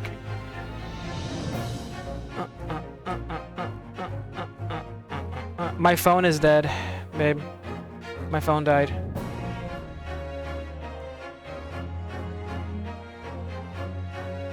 Look, you love it when games like Monster and Elden Ring just let you throw hands. Yeah, it's... Everybody's been asking for that weapon type ink for the longest. Because it was in, I think, Frontier. It was a weapon type in Frontier, actually, that... It was like, kind of like, I forget the words for it, but it was like, you were dual-wielding, like, clubs. It was kind of like fist fighting, but... Yeah, man, like, punching the monsters is so sick. Keep getting ads for this Elder Scrolls DLC and it looks ass. Well, like Elder Scrolls Online. But yeah, I'm gonna call it quits there, guys. I will be live again. Tonfus, there you go. Yeah, Ink. Literally that. Literally Tonfus. Yes. Nice. Yeah, that was the weapon type, I believe, in Frontier, which is like a Chinese-only Monster Hunter game that had dope-ass monsters. That's where Espinas came from. But you know that they shut it down. They shut down the servers. I saw it on a YouTube short. Yeah, it's sick. Okay, but I'm gonna get going. I'll be live again tomorrow night, probably playing more of this. Wednesday will be Splitgate. I am playing with Bear. Tomorrow night, I'm pretty sure it's this, if not something else, but I will be live again. But I'm gonna call it quits there, guys. Thank you so much for hanging out with me. I'm really happy you guys are enjoying this, man. I'm loving this. I'm loving this a lot. But yeah, thank you guys again so much for the new follows and subscribes. I'm gonna get some not sleep. I gotta go do some stuff. But yeah, please keep having a good rest of your night, morning, day, afternoon, whatever time it is for you. Please keep having a good one. And I'll catch you guys next time. Good night, Noodles. Good night, Ink. Good night, Squilliams. Good night, Seth. Good night, Gaming. I think Gaming fell asleep already. Who did I miss? Squilliams, Ink, Seth, Noodles. Good night, guys. Good night, good night.